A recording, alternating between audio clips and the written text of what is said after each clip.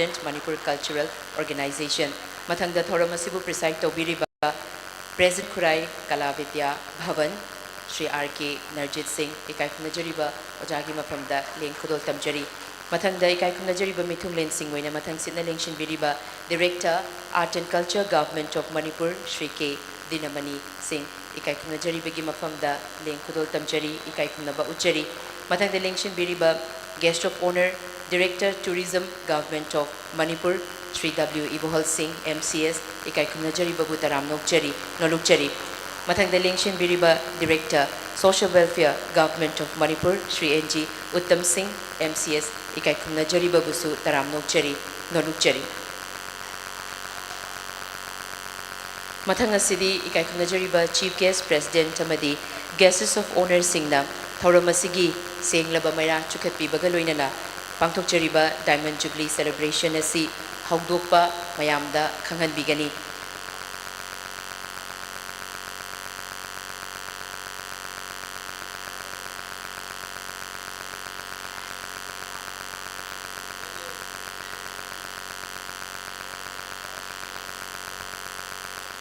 Ahanba phase ki oina numit tarani pangthokchagadoriba workshop loinana chahi ama chupna pangthokchagadoriba Diamond Jubilee Celebration Heera Phudongba Thauramasi Tek the Kaida Haubudagi Loiba Fauba Pangthokpa Ngamba Pinabiyo Haina Taibang Shemba Mapugi Kuyakada Changjaraga Ikai Kumnajariba Chief Guest President Amadi Guest of Honor na Pumnamaki Mahut Sinbiraga Kurumjari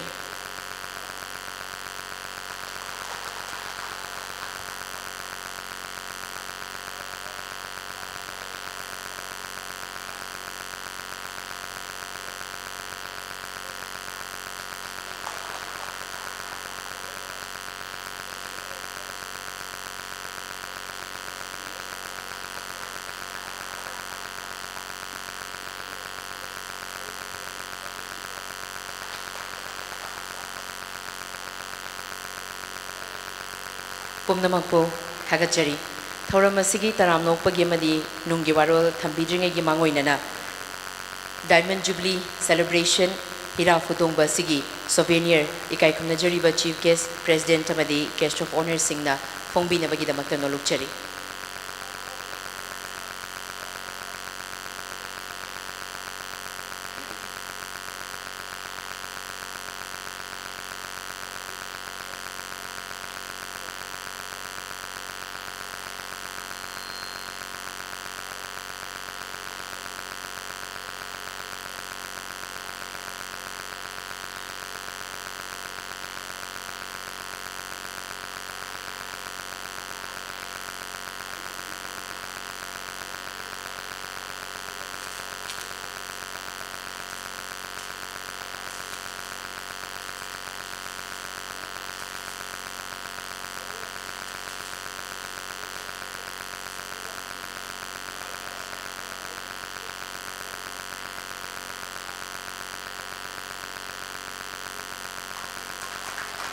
Ikai Kumnajariba Chief Guest of Honor Amadi President na Diamond Jubilee Celebration asigi Souvenir Hazi release Tobikre Mayangi Mafam Dasu Atuba Matam Daikoi Yintok Charaklagani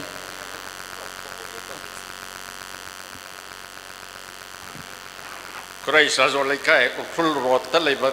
Khurai Kala Bidya Bhavan'S Diamond Jubilee ga Mari Lainana Putopa Souvenir asi Phongdokchare Ikai Kumnajariba Chief Guest Bu Hana Thagatpa Phongdokchari Mathangi asina ngasigi Thauramasigi Taramnokpagi Warol Amadi Nungi Warol Thambiranaba Bhavan asigi Mahairoi ama oina Hobirakiba Tongan Tonganba Mafam asida Oja Guru oina Takpi Tambirambo Oja Kayagasu Sagon Nabi Hauba Satra Makhakni Adubu ngasidi Mahak Matamgi Matungina Pradhan Guru Haiba Pamdola du Pangaduna Mayamda Amuk Mahakna Kangja Heizaba Gyan Loshing Jagoi Sega Mari Lainaba Gyan Loshing Kayasi Hogalakliba Jagoi Sebu Pamjana Changsilakliba Artist Amadi Naha Kayamada Adugumna Koi Mahayasi Tambiriba Mapam Sigi Sangsana Sigi Pradhan Guru ni Mingoina Hangacharabada El Budhi Chandra Roy ikai khumnajaribana thoram asigi taramna opagi warol amadi nunggi warol thambiranaba nolokchari.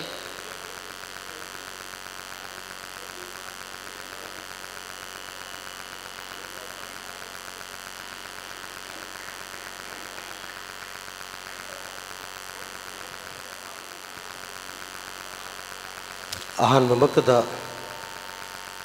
lamdam masibo wanbiri ba ibudo ibendo anibo iko nuna kuramjari menana masigi Khurai kala Bidya Bhavan'S sahi hompu suba mapok kumon bagi maitai lon da haragana Heera Phudongba namit English tada Diamond Jubilee Hariba Thauram Masigi Dai Selengsin Biriba Ahan Mamakada Ningoina Panjarabada Sri Kangzam Radha Kumar Singh IAS retired President Manipur Cultural Organization Ahan Mamakada Sharbu Silema Matam Kiabu I thought Pedro Masigi function Sida Chief guest Oibu na kweda Hajaru Matam da Hara Hara Gabir Pigida Mukta Nugaiba Amasung Taram na Oxari Haiba Wafam Tamjari Loinana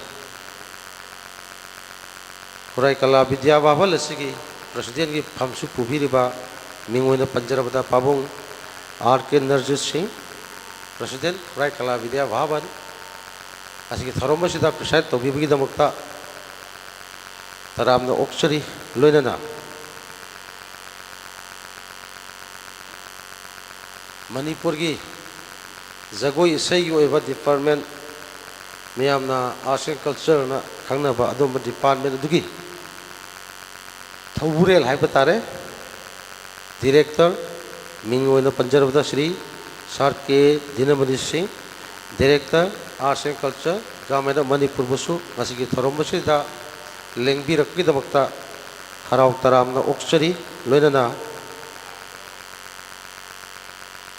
Zagoi Isaigasu Aduga Sports Tasu Hiram Kudimakta Loina Marile Department Tourism Hariba Department Sigi Director na Thau Bubiriba Mingoina Panjarabada Sri W. Evol Singh MCS Director Tourism Government Manipur Basu Masigi Khurai kala Bidya Bhavan'S Diamond Jubilee Shreda Gas of Oragi Pamum Langda Lengsin Bibagi the Makta Arau Taram Oxari Makatarak Pada Nupi Angang Ahal Laman Namabu Thago Naraga Loinaraga Satminariba Department Amaki Director Mingoina Panjarabada Sri N.G. Uttam Singh MCS Director Social Welfare Government of Manipur Basu Asigi Khurai kala Bidya Bhavan'S Diamond Jubilee Shreda Gas Onagi Hamfam Langdaling Sin Babi Damukta Harau Taram Okchari Aduga Loinana Lengbirakliba Ahalaman Singh Barton Panguna Lengbirakliba Amadi Artist Singh Bu Zagoi Isai kala Bidya Bhavan Sino Lengbirakliba Silau Singh Ahalaman Singh Loinana Masigi Thauram Masibo Live Coverage PB Reba SKTV Loinana Print and Electronic Print Media Buso ay Taram Oxari Aduga Loinana Ngasi Asi Sahi Hompu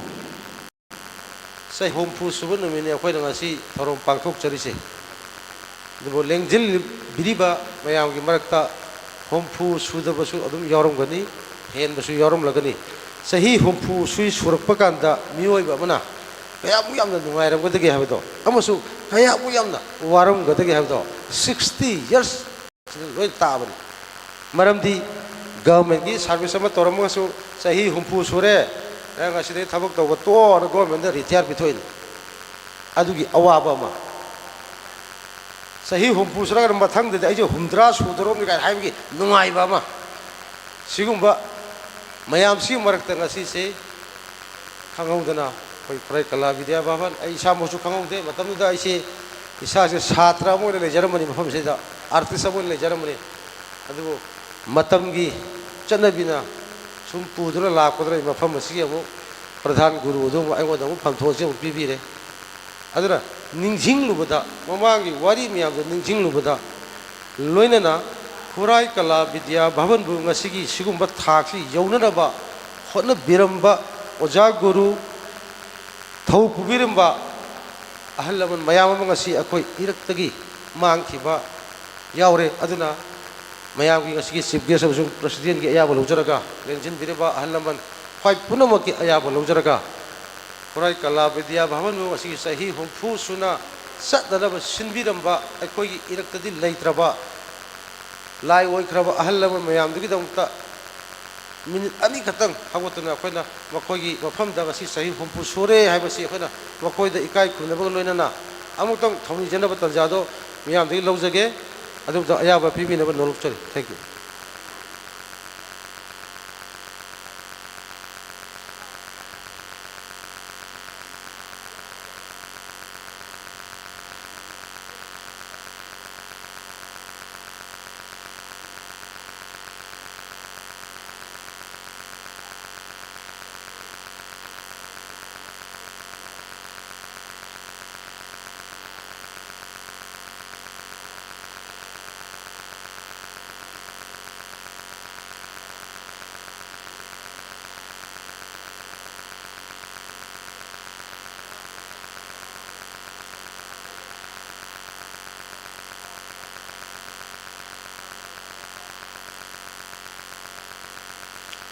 Thangat ceri, mayam pun nama ham langda mundeng sin bina ba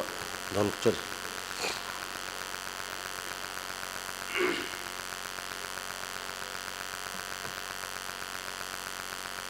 Ngasi yai fara ba kwaro numit nomaizing saji bugi taruk ni pan ba yang hogi April thagina tang taraga mari nomaizing numit sida Khurai Kala Bidya Bhavan gi sahi homfu Surakpagi Heera Phudongba haiba Diamond Jubilee asigi matangda ai kari mukhradang thamjage yam kanna hona jajana akoi hauji sahi humpu sujale mamangda koigi babal asina pangthok sakiba program amaso khona participate togiba mayam ama leire adubo ahan ba he hawdorapodadi 1964 dagi April gi tang tara maris dagi akoi Khurai Kala Bidya Bhavan asi hawdok sakibani adu ngasidi 2024 yorokuna masagi sahi humpu suba numituni sahi humpu sigi manungda akoina pangthokkiba miyam gi Shatra Shatri miyam na leijeriba artist miyam na pangthokkiba thorom mama ai amamam to ina panjarroi gre mayamam yamesi sum palle radi wari siam sangre duna kentagna dum haijarage waro bibade akoi 1964 dagi babal se hawdoraga so masigi activities masigi miyam mamangda khudol tamba then artist potok to honor ko matamja akoi 1980 go wa sok lising am samapan marfu ga mathoi dagi akoi gi kala vidya gi se miyam da akoi so hoi utpa haurakhi adumai to 1981 dagi ne horak podra ngasi bawda 2024 yor bawda akoi dum leptana dum hona jari sina akoi gi artist ki di sigi marakta amu akoi na mo lebak sigi oina akoi na matam gi oina workshop kam seminar akoi mayama pangthok sakre adugi pangthok padugi matugina ngasi su akoi na pangthok chari ba thorom masi one calendar year haijabani akoi na haijabase wa pangthok sagadabni akoi Diamond Jubilee celebration asi tobutabu akoi na first phase amasu second phase ana khaidu oga tawjabani maramdi karigma haidan khanda akoi se hauji leibak ki yamda sathiba tangdu lekta daba tanjama ka oibana maram orakanda akona numit tarani khatang April gi tang taraga mari dagina April gi tang kulumdoi bawbudang only 10 days khatang akona masigi handaki Diamond Jubilee si pangtok sabani aduga tabudu bo akogi numit tara ni sinta ba ko sahi supudi dum pangtok dum sasagani marakta hoi aikoina miyam wangda utpaya daba man leibak ki irang sina maram ora kanda akoina tawning ba thabak pangthokning ba thabak pangthok ba ngam daba sagumba leibak ki aruba tan phamina akoina maka lam nai sahi humfu sore do haiba ngam dabgi kodong sa do bang khadi akoina fauji adubu leibak ki thok ni irang ki hun du yeng la ga akoina tamna dum tawjagani pangthok sagani sahi su badum pangthok kani April ki tang tra hom doi 2020 fawa akoi pangthok sagani pangthok ko matam da akoina second phase gi duna kona thamjaraga duga first phase da akoina masi 10 days da masi Khurai Kala Bidya Bhavan gi homfurak suba mako no misi da akoina numit tara ni sida pangthok rabu thorum sing du miyang fam da lingsin viriba mayam da ai mati am tang thamjage ngasi tang tara mari tha mari 2024 nomaju numit sida akoina masi opening ceremony siga mari lena akoina cultural program ko thamjai masi jo horen lengber liba hallama namasung kai kumnajariba dice member mayam sumiyang tabiu hai basma ai norukchari aduga hayeng tang tara manga sinamu pada kunung isai matam amagi haujitik ya buta nadre matam de leramba kunung isai do ayu pangtok sagani duga lagiba tang tara ga taru sinamu seminar on Manipuri Ras Lila hai riba Ras Lila ki maram da ko seminar ki program le jai duga tang tara ga taret sidnamu seminar on pung sankritan ga mari le na ba isai na tab ko pung ga tagi sankritan ni manang di san ba tawadabu mapung wariba pung si maram da seminar ma koi thamjari and then tang tara ga dipa sida sina mo akoina seminar on pena asi Manipur da leiriba lai harau bam padimakta sindariba yumgi sanglien da sindariba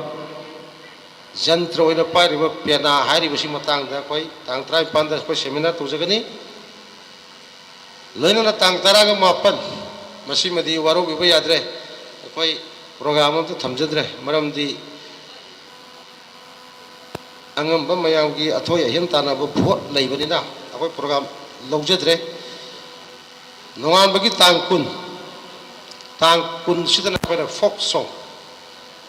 ma koina si matang da thamjari duga loisil ko tangkun ga ma thoi dana sina kaksing harawa kogi lejari ba lai harauba makhal haiba tare ahum si manungda kanglei moirang sakpa haidana harau rol makhal ahum khak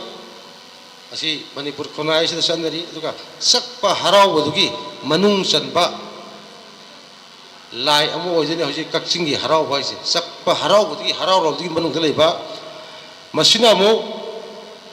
tang kunma thoida pangtok kadabsana akoigi festivals akoigi sathajariba Diamond Jubilee sigadi maridi leinahan bai wani duga hariba kakching harau baisina tongan ba koina ministry dagi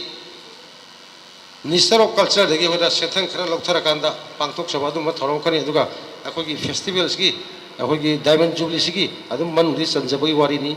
loina na tang kungani thoisina mo akoigi inau noba Khurai Kala Bidya Bhavan na puthok saba new production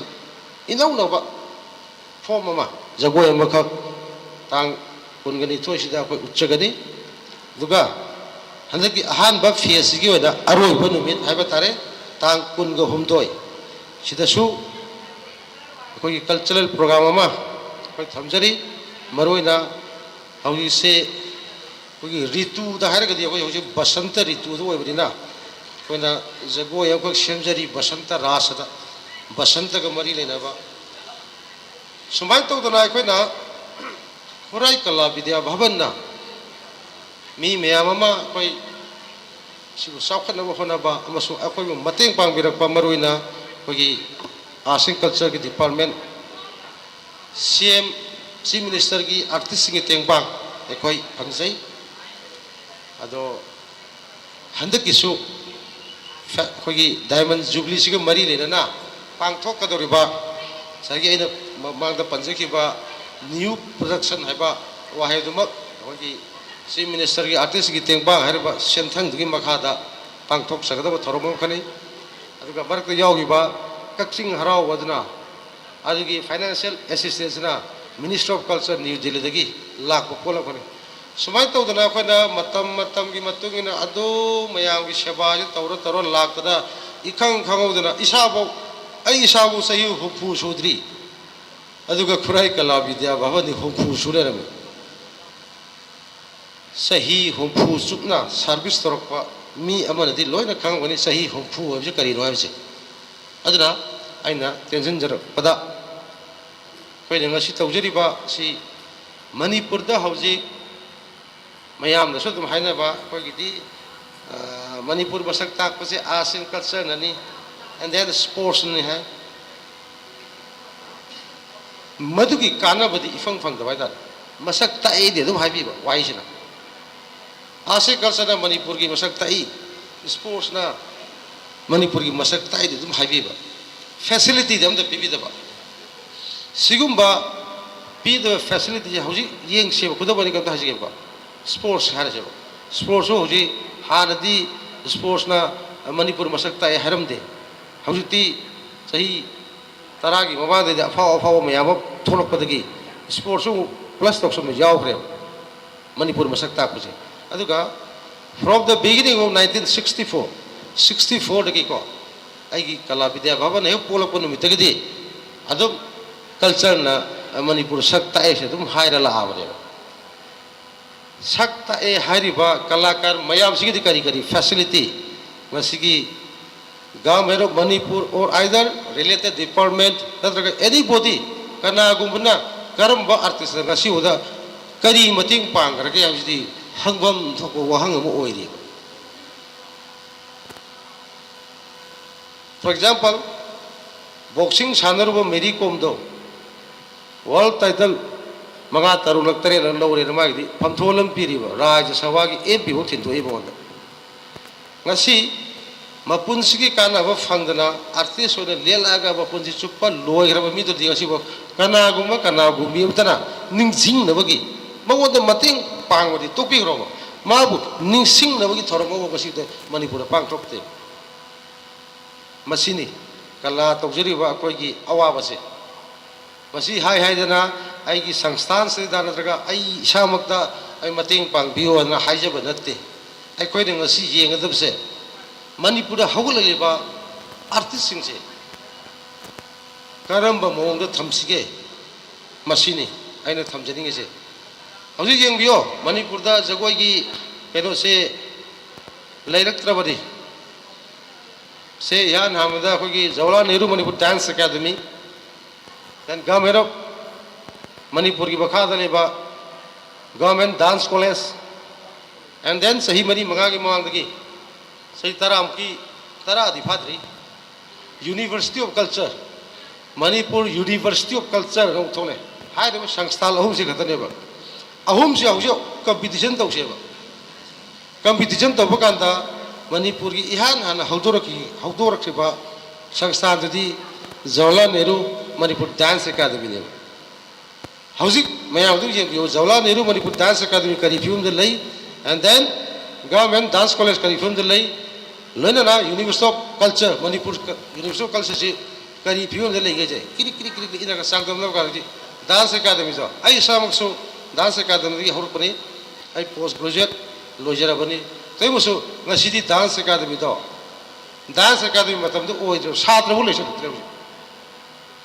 satra sa bharan le tre sani bharan le tre yengbi government ki Manipur ki dance college se satra kem yawi ho University of Culture le satra kem yawi ho masi karge do why thoksil thorang plan yaw do bana mara borakanda satra lak to bane ba loina to thok piro hai di government ki makha dale bani amana Delhi ki New Delhi ki central makha dale ni Jawaharlal Nehru Manipur Dance Academy, and then Lairiba Manipur government of Manipur ki dance college na bu state government ki makha dale. Like that, University of Culture su Manipur government ki makha dale ba. Central na salaiba ma state government na salaiba ni. Aduga akhoi na kasi akhoi isa na lepe ba mafam se le sina khona lanai itum ta akhoi khara punjin jaraga kala asibu sakhon na ba hotna jari ba kamu khone ba sidai da akhoi hana sentang phangam de suk yama se adugo yamna nungai ba na isor mo na piba jari khudol je koi isor leite habe yaroi akhoi se sahi hopfu nangi diamond jubilee do pangthok ka doromina haidana handak ta rasidagina tha anigi mamangda Ministry of Culture na koi da salary koi mioi ahum khaki ko oja amaga artist ani gi salary grants ya koi da thungbi reba before the 2 months si function ji pangthok na ba isora pibi ko ja ne ba do aduna koi hona ki gani akoi ne ngamba matam du da akoi no hona jagini ayang aina ngamdragadi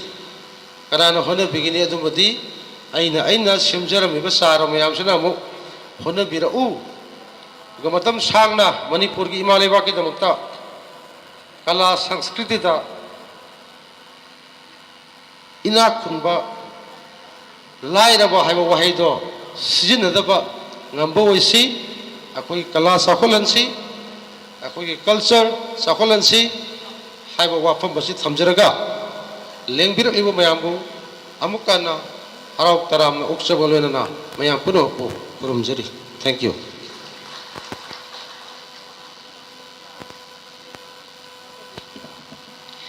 Thagachari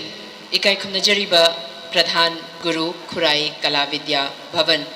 Shri Il Budichandra Roy ngasigi thoram asigi taram nokpagi amadi nunggi warol yamna marik chumna thambiram ba ikai khumnajari ba Pradhan Guru bu hana thagat ba phongdokchari mathangi asina ngasigi thoram asigi sahoi sei opening song lanthok piranaba nolukchari National Awardee Dipu Khunung loinana handakta DD National na pangthokiba Bharat ka Amrit Kalash Top 5 contestant Benita Laisham ikai khumnajari ba sing lengthok pirakani duga ngasigi thoram asigi sehu isei lanthok pinabagi damakta nolukchari.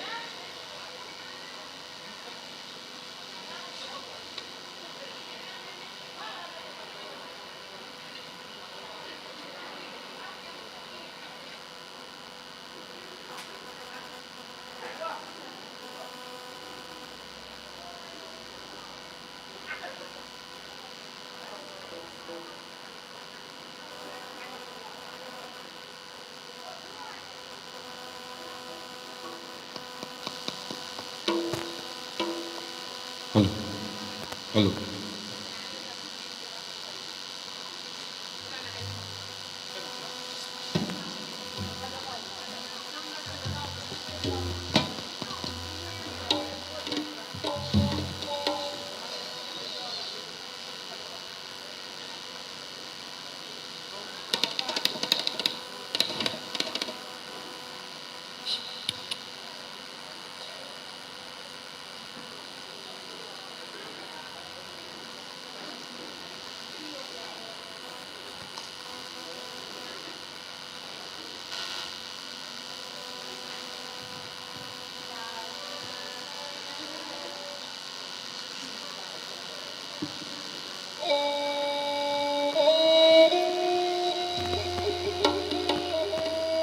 Mamaktada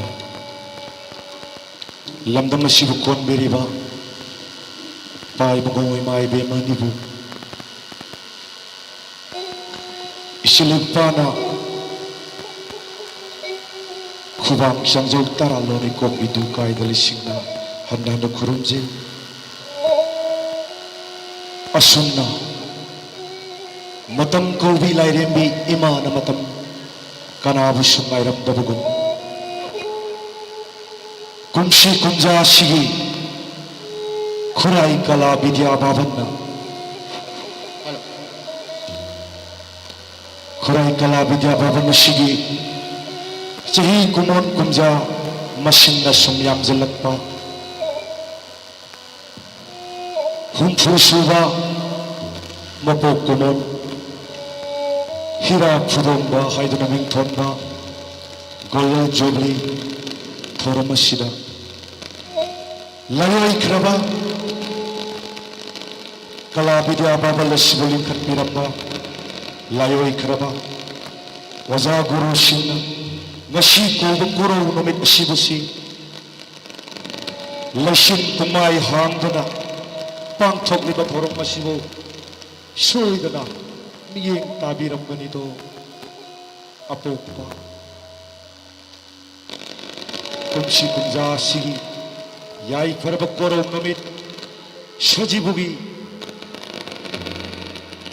tarukni panba yai farba korong namit asida napari namo maikoina palem panthau anigi kanglai masumangda taragi thaugal maktabu phangjarak lagido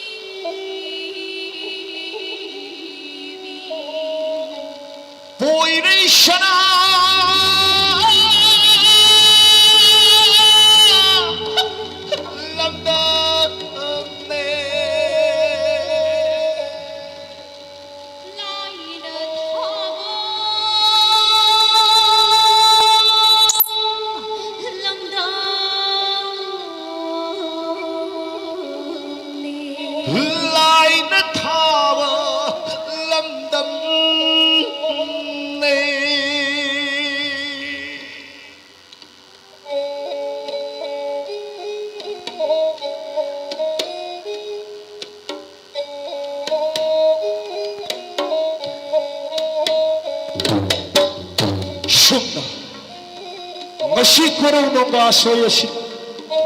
thoram asigi goirei maitai leibak asigi lusing puren oibiriba pumnamakku napari namong anina ikok non khurum jarido apok papathau ikai ningthauna hoi khadat le hoi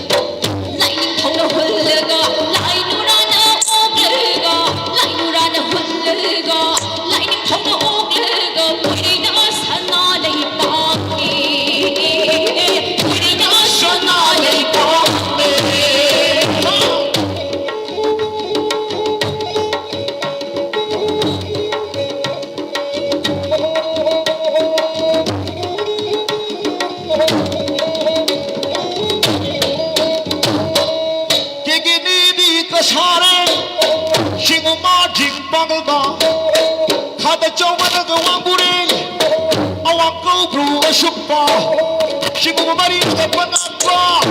Poinishana, Leipame, Poinishana, Leipame, Poinishana, Leipame. Beginning make a shine, Marching Panganga,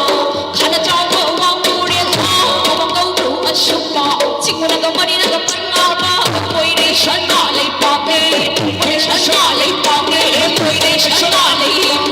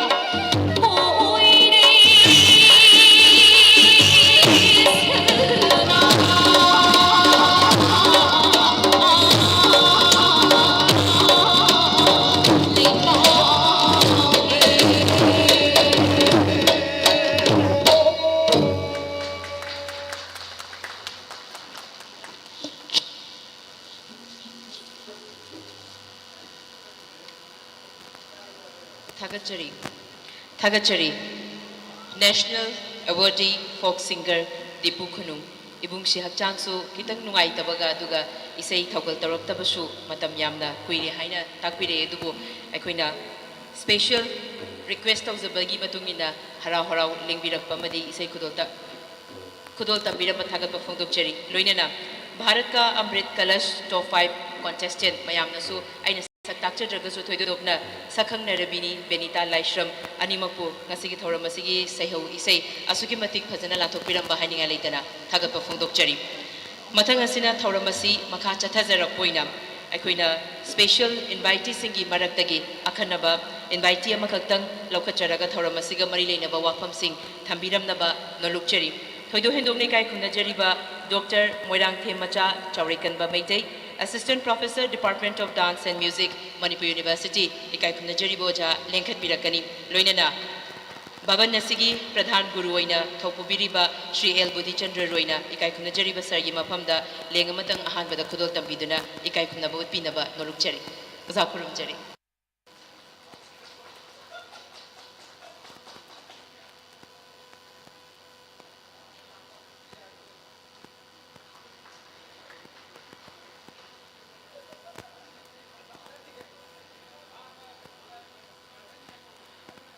Bamaktada lamdam masibu kutpiriba ibudau ibendau ikopno na kurum jari amadi subsanna dai zasida lingkat piriba mit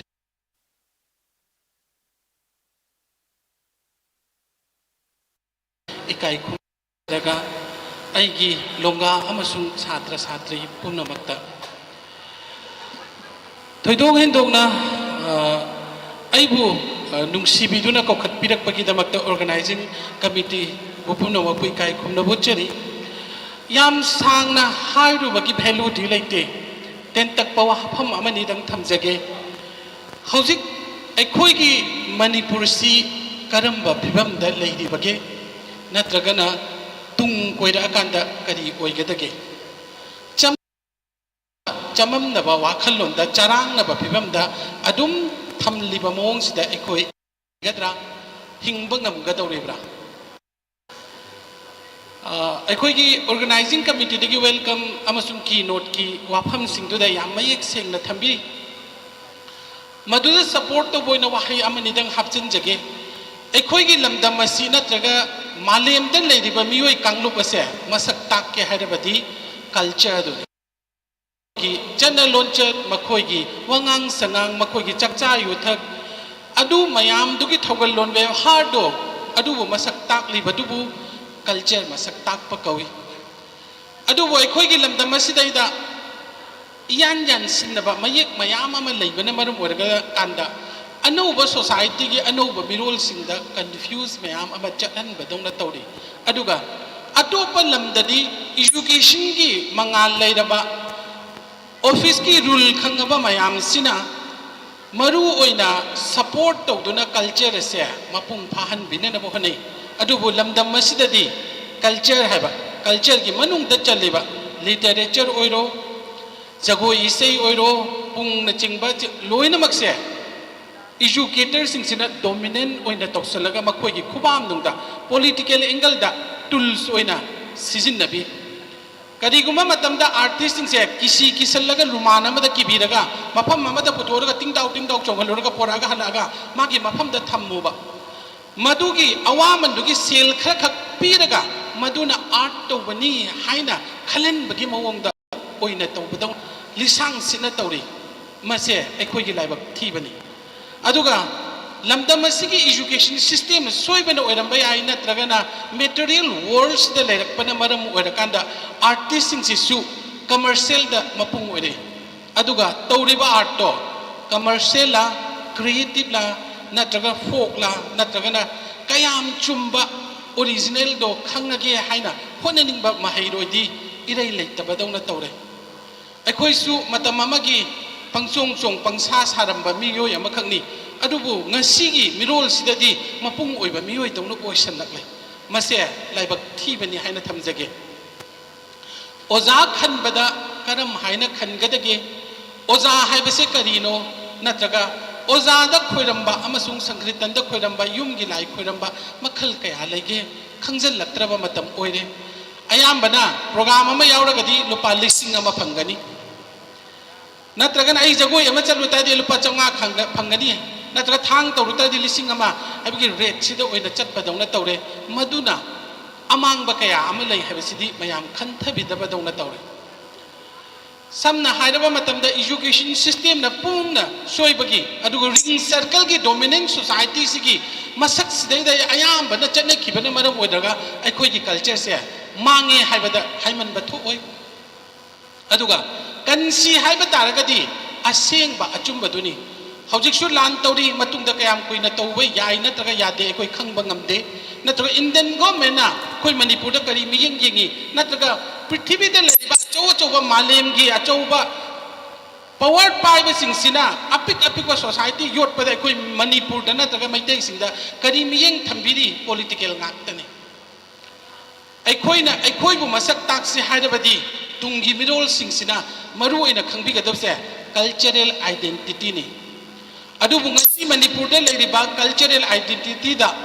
akhoi gi chayet na ba mayama phon da banate ai khoi gi lamdam sida leiriba ethnic peoples mak oiriba kangbu sing da leiba natra maitei da leiba tam da leiba puna maksida maitei da nungsibiwa kaya leiram baroi thabak na sakhini adugumna ko na changakpa miyoi kanglup kaya ama makhoi na so khoi maitei bu nungsibide adubu lamdam sigi chanabidi hanna leirambo oiro ko na changakpa bu oiro pumna maku welcome tawga lemin na nabigi wakhalon da leiba maitei na habise pumna mona kaubi aduga ngasi ai khoi gi da leiriba se sankritan na harase manipur da leiriba sankritan se manipur gi oiba culture identity top ba malim dagi to khai re habise haining da ba mioi kanglup kaya amale khara mana bengal dagi ni na tari indian dagi ni haina na honna bana ayambo ina tawi masik chummi bra adogi mahutta malim da manatra ba sankritan se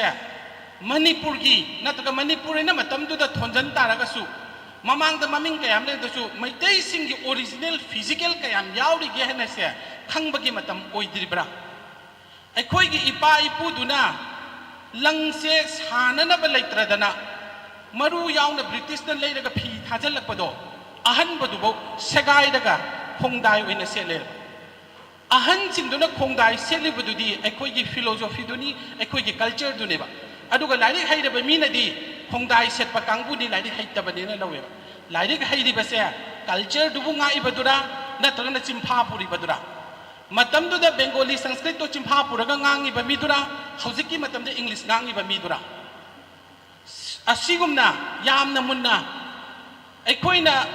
se folk song haide ne sanskrit ta hojik facebook to uri se light song ga mare na taga sanskrit ton mix to sali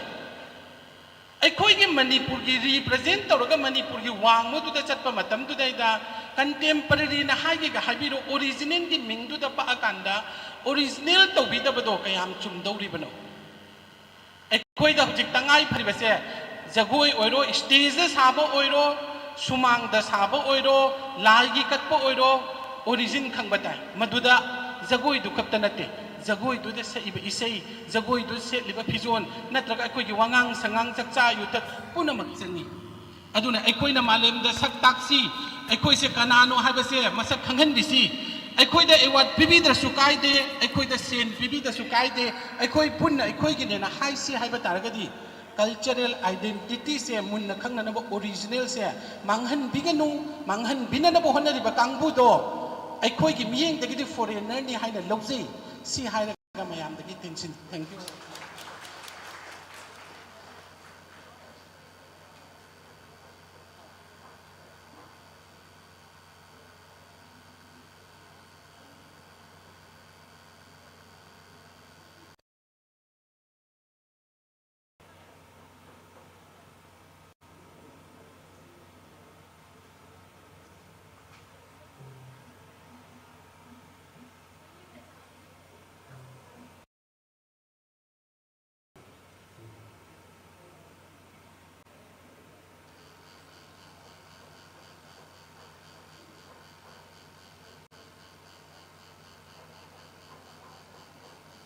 लेना मखल मखल नारकदोइबनी हौजिक नाबा यावरबनी मसी वखल लेना नाबा अहल अंगांग नहा नुपी खाक्तना relief camp त लेबदगी हेंदोरक्तना अखोय खुलक्ता लेबा फावबदा वखल लेना लोइनरबनी हौजिकी मतमगी crisis सिना मरम ओइरगा सिगुम्बा वखल लेना नारबा मी मयाम सिबु पोथाहनबा मखोयबु पांगल पीबा मखोयबु अमुहन्ना ngसाइगी कै हाइतारे थौना हापगा नौना अखोइगी पुंसी महिंग अमदा लाकनबा होनबा मतमदा तोंगान तोंगान बा art form सिंगजिगी मतेंग Amna चंगेबा adu sumaina artist kharana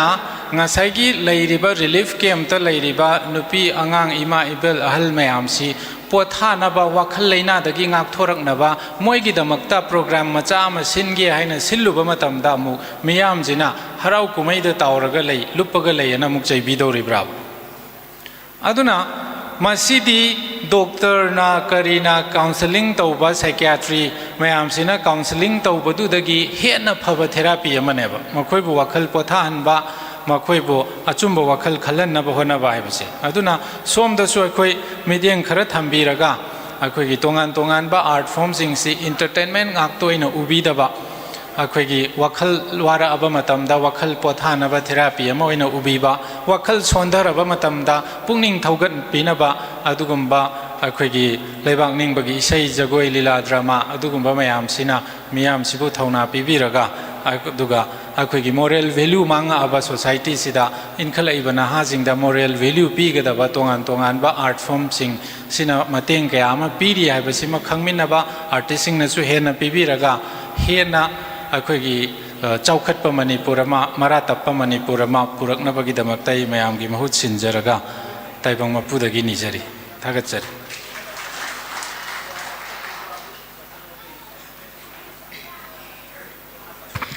Thagachari, Ikai Kunajariba, Director, Social Welfare Department, Government of Manipur, Shri N.G. Uttam Singh, MCS. Ngasigi Thoramasigi, Ikai Kunajariba, Mitunglengi, Warol Thambiramba, Ikai Kunajariba Director, Bohanahana, Thagat Pafungdokchari. Matangi Sina Thoramasigi, Guest of Honor, Amoina, Lingshin Biriba, Director, Tourism, Government of Manipur, Shri W. Ibohal Singh, MCS. Ikai Kunajaribana, Thoramasiga, Marilena Bawafam Singh Thambiranaba, Nolukchari.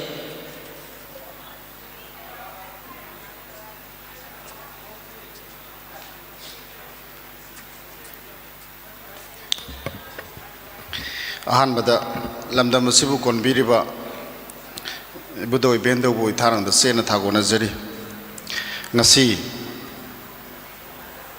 Khurai Kala Bidya Bhavan asigi sei humpu subagi Golden Jubilee function ya maruiba ya manungsiba sei humpu sudriba khoi bawa yawa phangzaba adugumlaba function asigi dais election biriba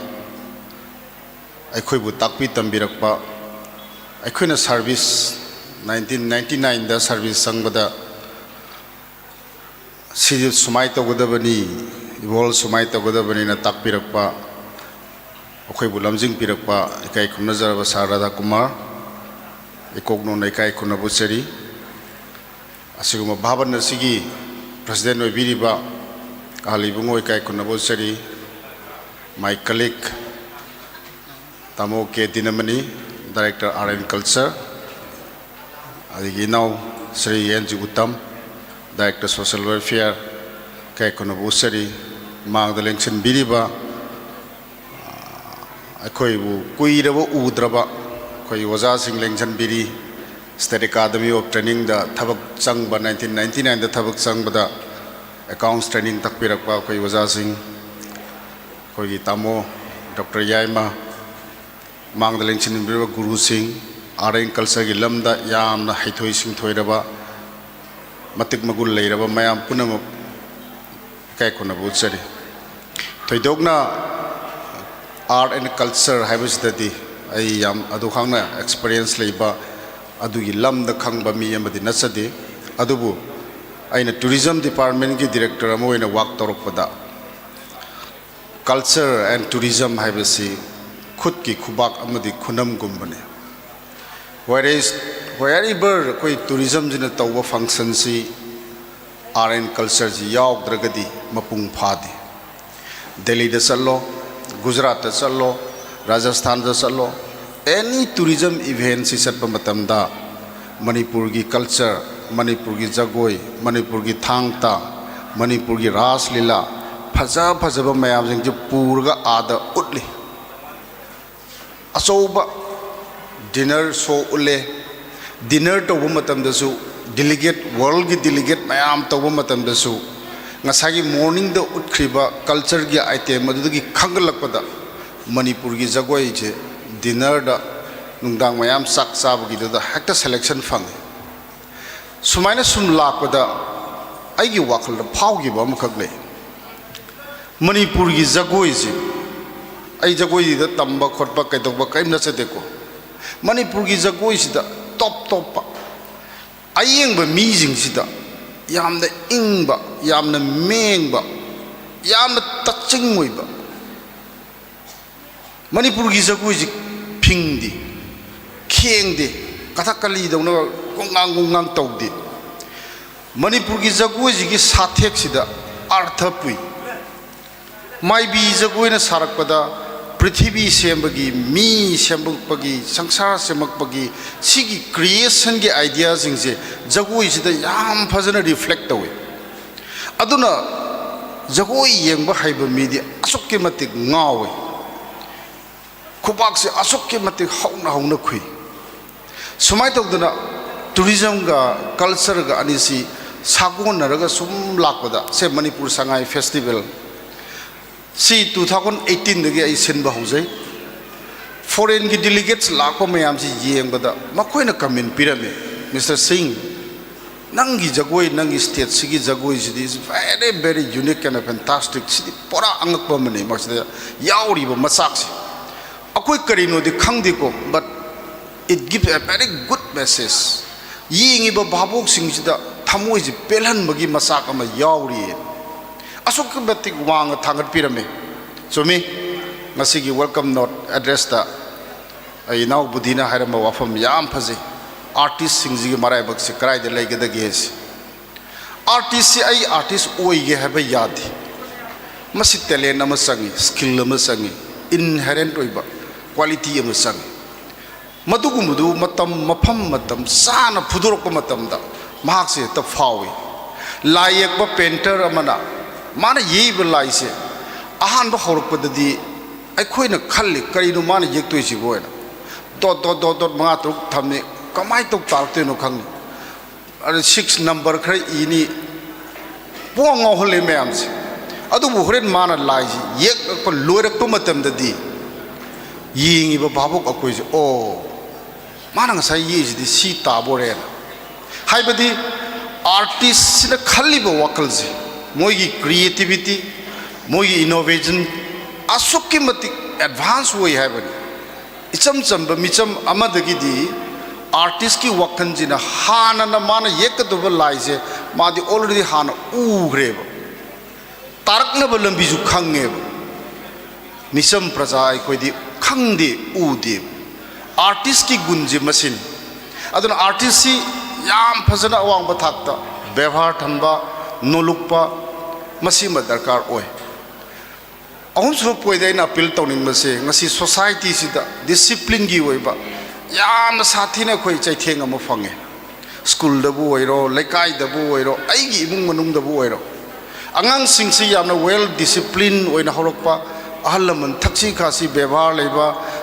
satra ojabu ବ୍ୟବହାର leiba haibase hojigi samaj yam ware adubu masigi art form se jagoi isai tauribagi masigi disciplines de sangiba satra amadi ozagi oiba marisi angakpa phangda masidi ekhoi ngasi maintain tauri masigi chanabi se masi ekhoi kahendaba hen strengthen toba adugumba amakhakti darkar oi masimak hinghanaba hena phanaba ai mayam punumaki hamda appeal tawjari aroibada aigi wakalda pharokpa some analytically mase lana lobigano aina Sangai festival sum silakpada 2018 dagi sum silakpa matamda Thailand dagi Indonesia dagi Bangladesh dagi even Japan dagi bolaga pangthukpa matamsida mayamji Thailand gi jagui ubada asukki matik khubak khui pel hak ta hogolaga khubak penge khui aina sumnai ne kari gino Manipur gi jagoi phajagraba sidana pena khubak khudraga Thailand gi jagoi sabasida asokki matik peli marum kari gino maitai masa jing sida masi sida oja sing jagoi gi lamda tawbiri ba satra sing mayam amtang masim tang nainabiu ai gi weba masi finding ni Thailand ki jagoi si mi sumhatli ayeng ba bhabok si ngawhalle matam sangde Thailand ki jagoi de uniformity le jagoi saba thoklei ba stage da thoklei ba mi sing je wang ba hai pet chamane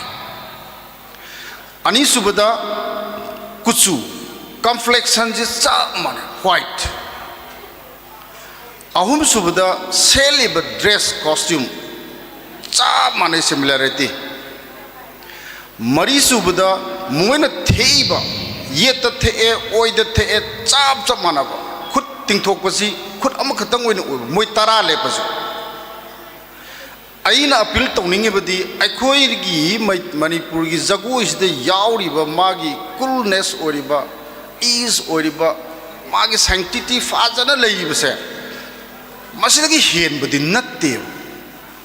aikhoi yam fine tuning to aikhoi gi leiba jagoi different from khamba thoibi gi jagoi adigi thogol jagoi leiba singse masi fazana fine tuning to bang phu change ba khoi gi sida jagoi saba thogle ena ngasai gi aina haijabadu yamna masidi kopna mindfully observe to bang phu change wangba manamba tai khara mana khawang wangi khara mana khangdem nemi amana ngoksok ngongni amana musuk mugani adura ngasagi stage da tholpa matamdadi adugi piriba magi poche ta deba Thailand gi jagoi ji masida aina video da hanjan hanjan yenge kari gino masida su ngawri je asok ke matik phaje ngasagi aina observe tawriba posting se masi ui masi akoina ngamui da bajunatti phajagraba akoi gi jagoi sida leiriba awatpa sigi uniformity costume gi wariba lengiba kholiba khudimak singje chap chap mana halagadi akoi gi su asok ke matik phajaba prithvi na masak khangbirabani sidagi hena phajaba pochak ama oiba yai haidana ngasi asugumloba function nasida election biriba jagoi isagi lamda hena khang hairaba oja guru mayam punamakta appeal asi tawjaraga ai matang sta loisanjagi thank you all.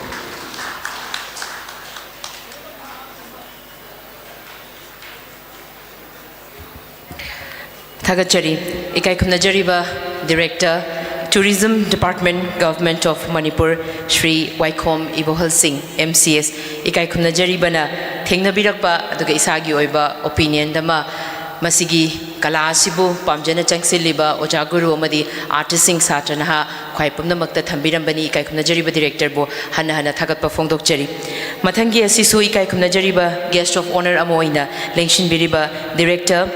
Department of Art and Culture Government of Manipur Shri K Dinamani Singh ikai khunajaribana thauramga mari leinaba wafam sing thambiranaba nolukchari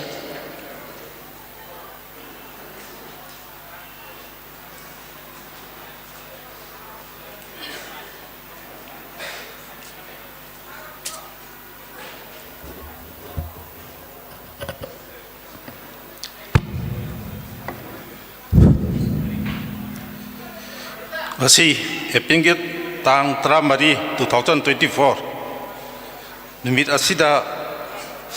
Khurai kala Bidya Bhavan na sinjariba Diamond Jubilee gi thorom asida dais ta lengchan bediba kangjam da Kumar Singh IAS former Commissioner Art and Culture hoji na President Manipur Cultural Council ahamba matada ikai khumna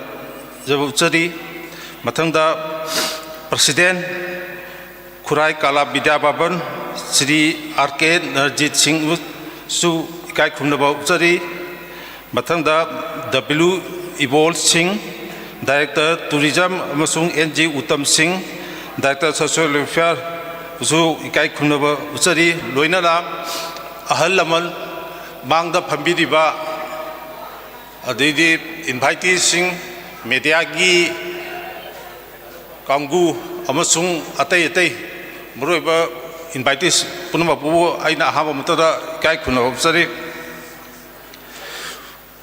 Khurai kala Bidya Bhavan haibse aidi tabadi kuireba ado first time ngasini ahamba si mafam si da ai laksa bache aina hamda yam phajada building ka sar ka leram dau mal ro ado leiba phibam sidi Diamond Jubilee phangaga sigi phibam sida leiradi ꯁꯤꯗꯤ ꯌꯥꯝ ꯅꯨꯡꯉꯥꯏꯇꯦ ꯁꯝꯅ ꯍꯥꯏꯔꯕꯗ ꯁꯦ executive committee membersingduna haigadra masi funding je kar tanaba watpa male ngarang hanta bangka se tholo da ngairi magi institute to karo thada ra huji sevgar pa hogreba mi na ngarang hanta thola ga noina chai 60 suro bau to si bim je lei ta di adum lei kitab ni adu di nuaite adu India government gi Ministry of Culture gi 5 lakh 10 lakh dog kasun la taba po de ba asi tanaba ma khra chang bai ta re yam semgal ni kuire si Diamond Jubilee ga je 60 suba ga je Manipur da masing thiba jabo oi ramone aduna sumbai gi my background se khra ne se je pi ga tanaba phagani se Budi nang juga nang nelaku matam nara seram toram proyek atu sabi atu sobudi sida priority piman patro ate atu thabi hai tu sobudi sigi Khurai kala Bidya Bhavan'S Heera si thapna patra ba sidi mina su consider to ba ya ba pode ba ko hoi wachat warom budi adum khara budi changani wachat warom leite mofam leite Manipur da su huji sungai chief minister gi artising gi tebang ha che sida committee gi member sing du da wasal wanom tawe na hoi pau tai ba adoga karada tai nei Department of Art and Culture da aduna masi committee se ai hadak dai di loi chai guding gi committee member sing loi sin do ne ba da da di si yar roi ba sum chai ahum mari lai ra di akhoi ne result out to dring da beneficiary na ai yaw re na hai re adu di kadi no to gisu aduna secretary maintain am da to dre ba adune adung sai Budina so happy kre akoi gi culture tawraga adei sum kem tar na dai ama to ana masigi matang sida 1 month back go aina akoi gi kimas adei di including Buddha chingdam yaw na moi sangsan theater gi kari moi tari nipan mu se ai gi da meeting tawe si ko bai tong si ge khana ba ta aina hai akoi myam hai na re huji NEP gi 2000 gi keno sida mai ayab je school college sing da culture gi music gi oja sing je hapu habe keno sil leibne ba hoire kendra bidalai center government gi di ayam na loin hap krabne adomai to na noi chu representative mo secretary na ga noi mayam manaraga sem da kra approach to gra adomai to ro haina hoi na haina re mo sibo gram ta la de tu min na mu lai kre sida ko ha ki horaga mu kno to bu je si nuai te ba ko aduna aina mathangda aina haijaning buse ngarang se aina video amma ka mina tharakpani adu aingonda tharakpani Kolkata ne ade kono to sariba artist duna Bengali ngata nupi Manipuri thabana Manipuri holi jago ain thai ade moigi seliba dress duna khogi holi gi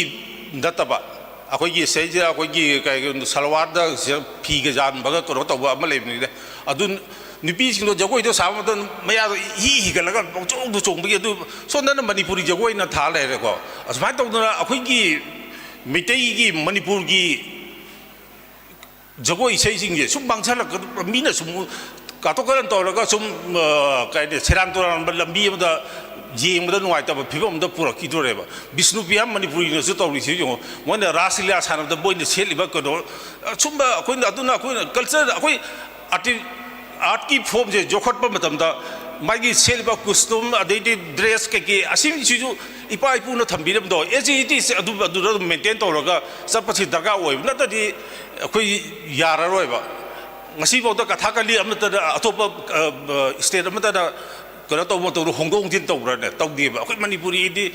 khang de oja jaman to ngarang bhairen kono video tharai do adu oja to su mitei oiram do ma le to ya ko oja guru si yam ojani ba yam le ne ko adai di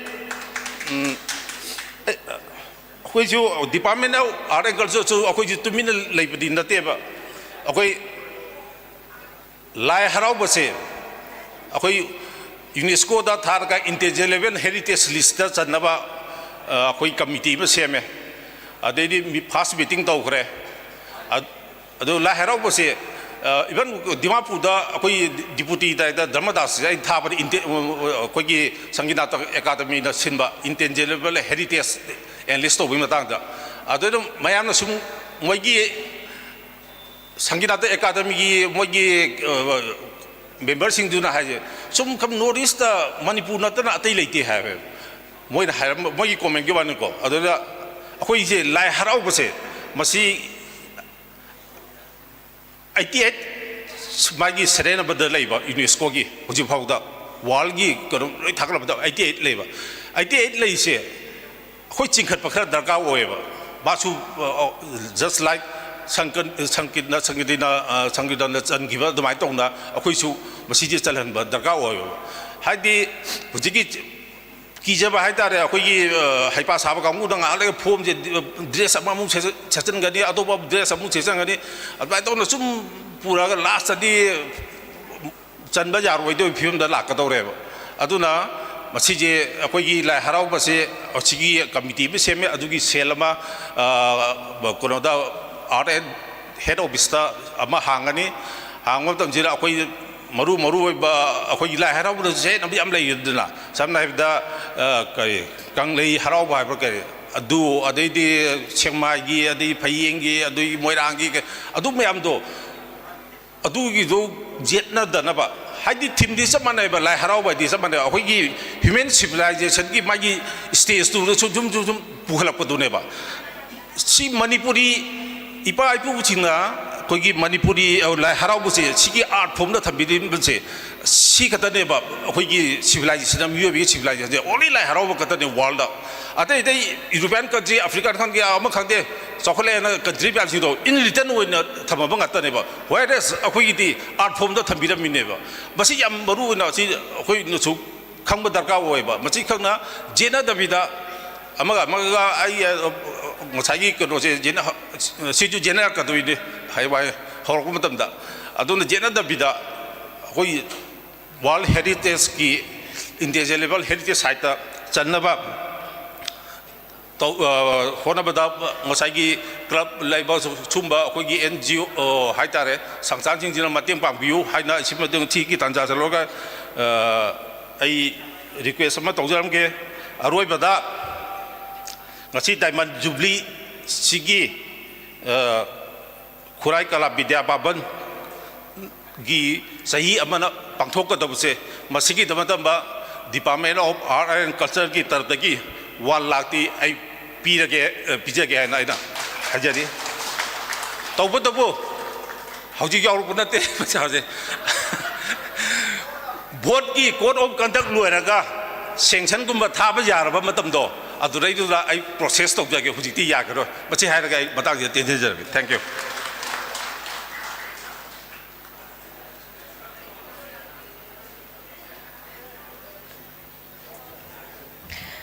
Thagachari ikai kumnajariba Director Art and Culture Government of Manipur Shri K Dinamani Singh ikai kumnajaribana aikoigi originality aikoigi pai puna thambiramba aikoigi na chatnabi aikoigi culture asibo aikoina haire singe khangi matamga chunana chanana masi onthokpa semdokpa asi tawhaningdabagi apamba ngasi thorama siga mari leinaba wafam moina thambiramba ikai kumnajariba Director Bohana hana thagatpa fongdokjari mathangi asina ngasigi thorama sigi ikai kumnajariba athoiba mithunglen chief guest oina lengshin biriba President Manipur Cultural Organization mingoina hangacharabada Shri Kangjam Radhakumar Singh IAS retired ikai kumnajaribana athoiba mithunglen yiwarol thambiranaba nolukchari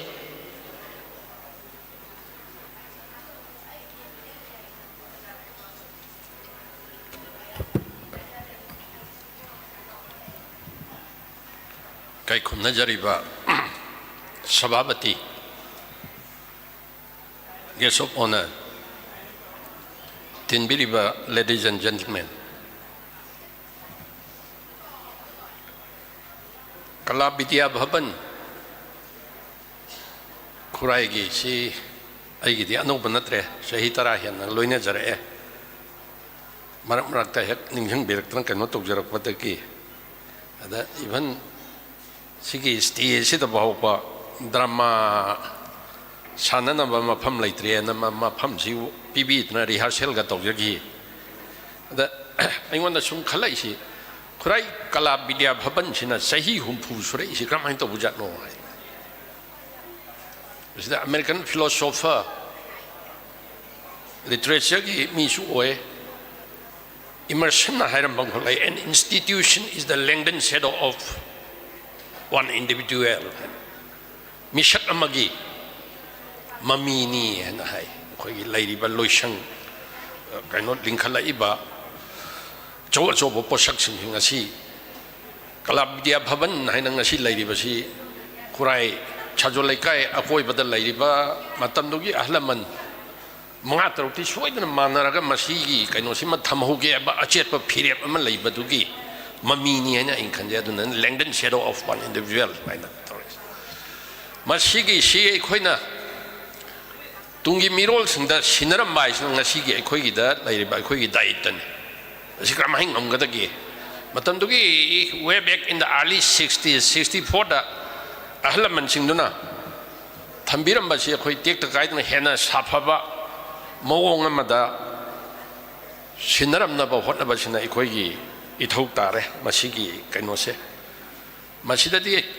aikoina lawgadaba role si yam chawre aigi inausing director art and culture na hairam me bang saida yam phajai kainogi sida lairi si Manipur da art and culture ge lai sidi aikoigi Ising Jaibidaba, Har Hapidaba, Makhong Somdaba Kainone, Hoidana, Bamjaba Kradana Ngauraga Mashida dum Layaba Kainodun. And then say he whom Surababa, Kain Todana Laire, Tanabakra Wali Tano, Haidu, Dunataba. Sagi Gamen, Ipataki di Karitor Kataki. Sahi whom Surabas and Stansida. Sahi whom Surabas and Stansida and Sagi, Welcome address ta Budhina Pandri. Si Ministry of Culture dagi sigi kanosida chelari grant phangi si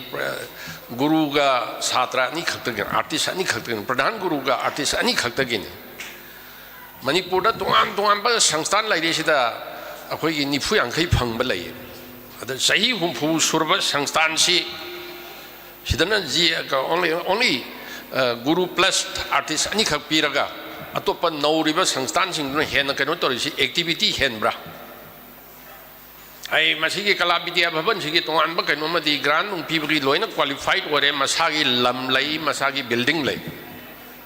Manipur da laiba sangstan ayamba masagi lam laite masagi building on building laitana lai adu granti chong na phangisi karigino hi chobu wahang na mo oiramne aduna sagi director na tanaba hidu tanaba si yamna mathong cha da tanabam yaurabra si praja singna jingna raba kaino ni sai khogi tanadra di yadaba tanaba sida sai wai thakpa gum bakhar tawbur kainom tawre masini yam luri si aduna sagi chahi hum phusuraba siguma sangstan sidana kaino toraktaba on the part of the younger generation, ahan sing na thamami ba kaino sida ikoi ahalman sing yam chathi ba kaino ne sagi sangai na chatpa kaino si tammaga sida sida chathi ka si sa manana sangai na tori madu jagoi heta chingadra jagoi ko ba yabra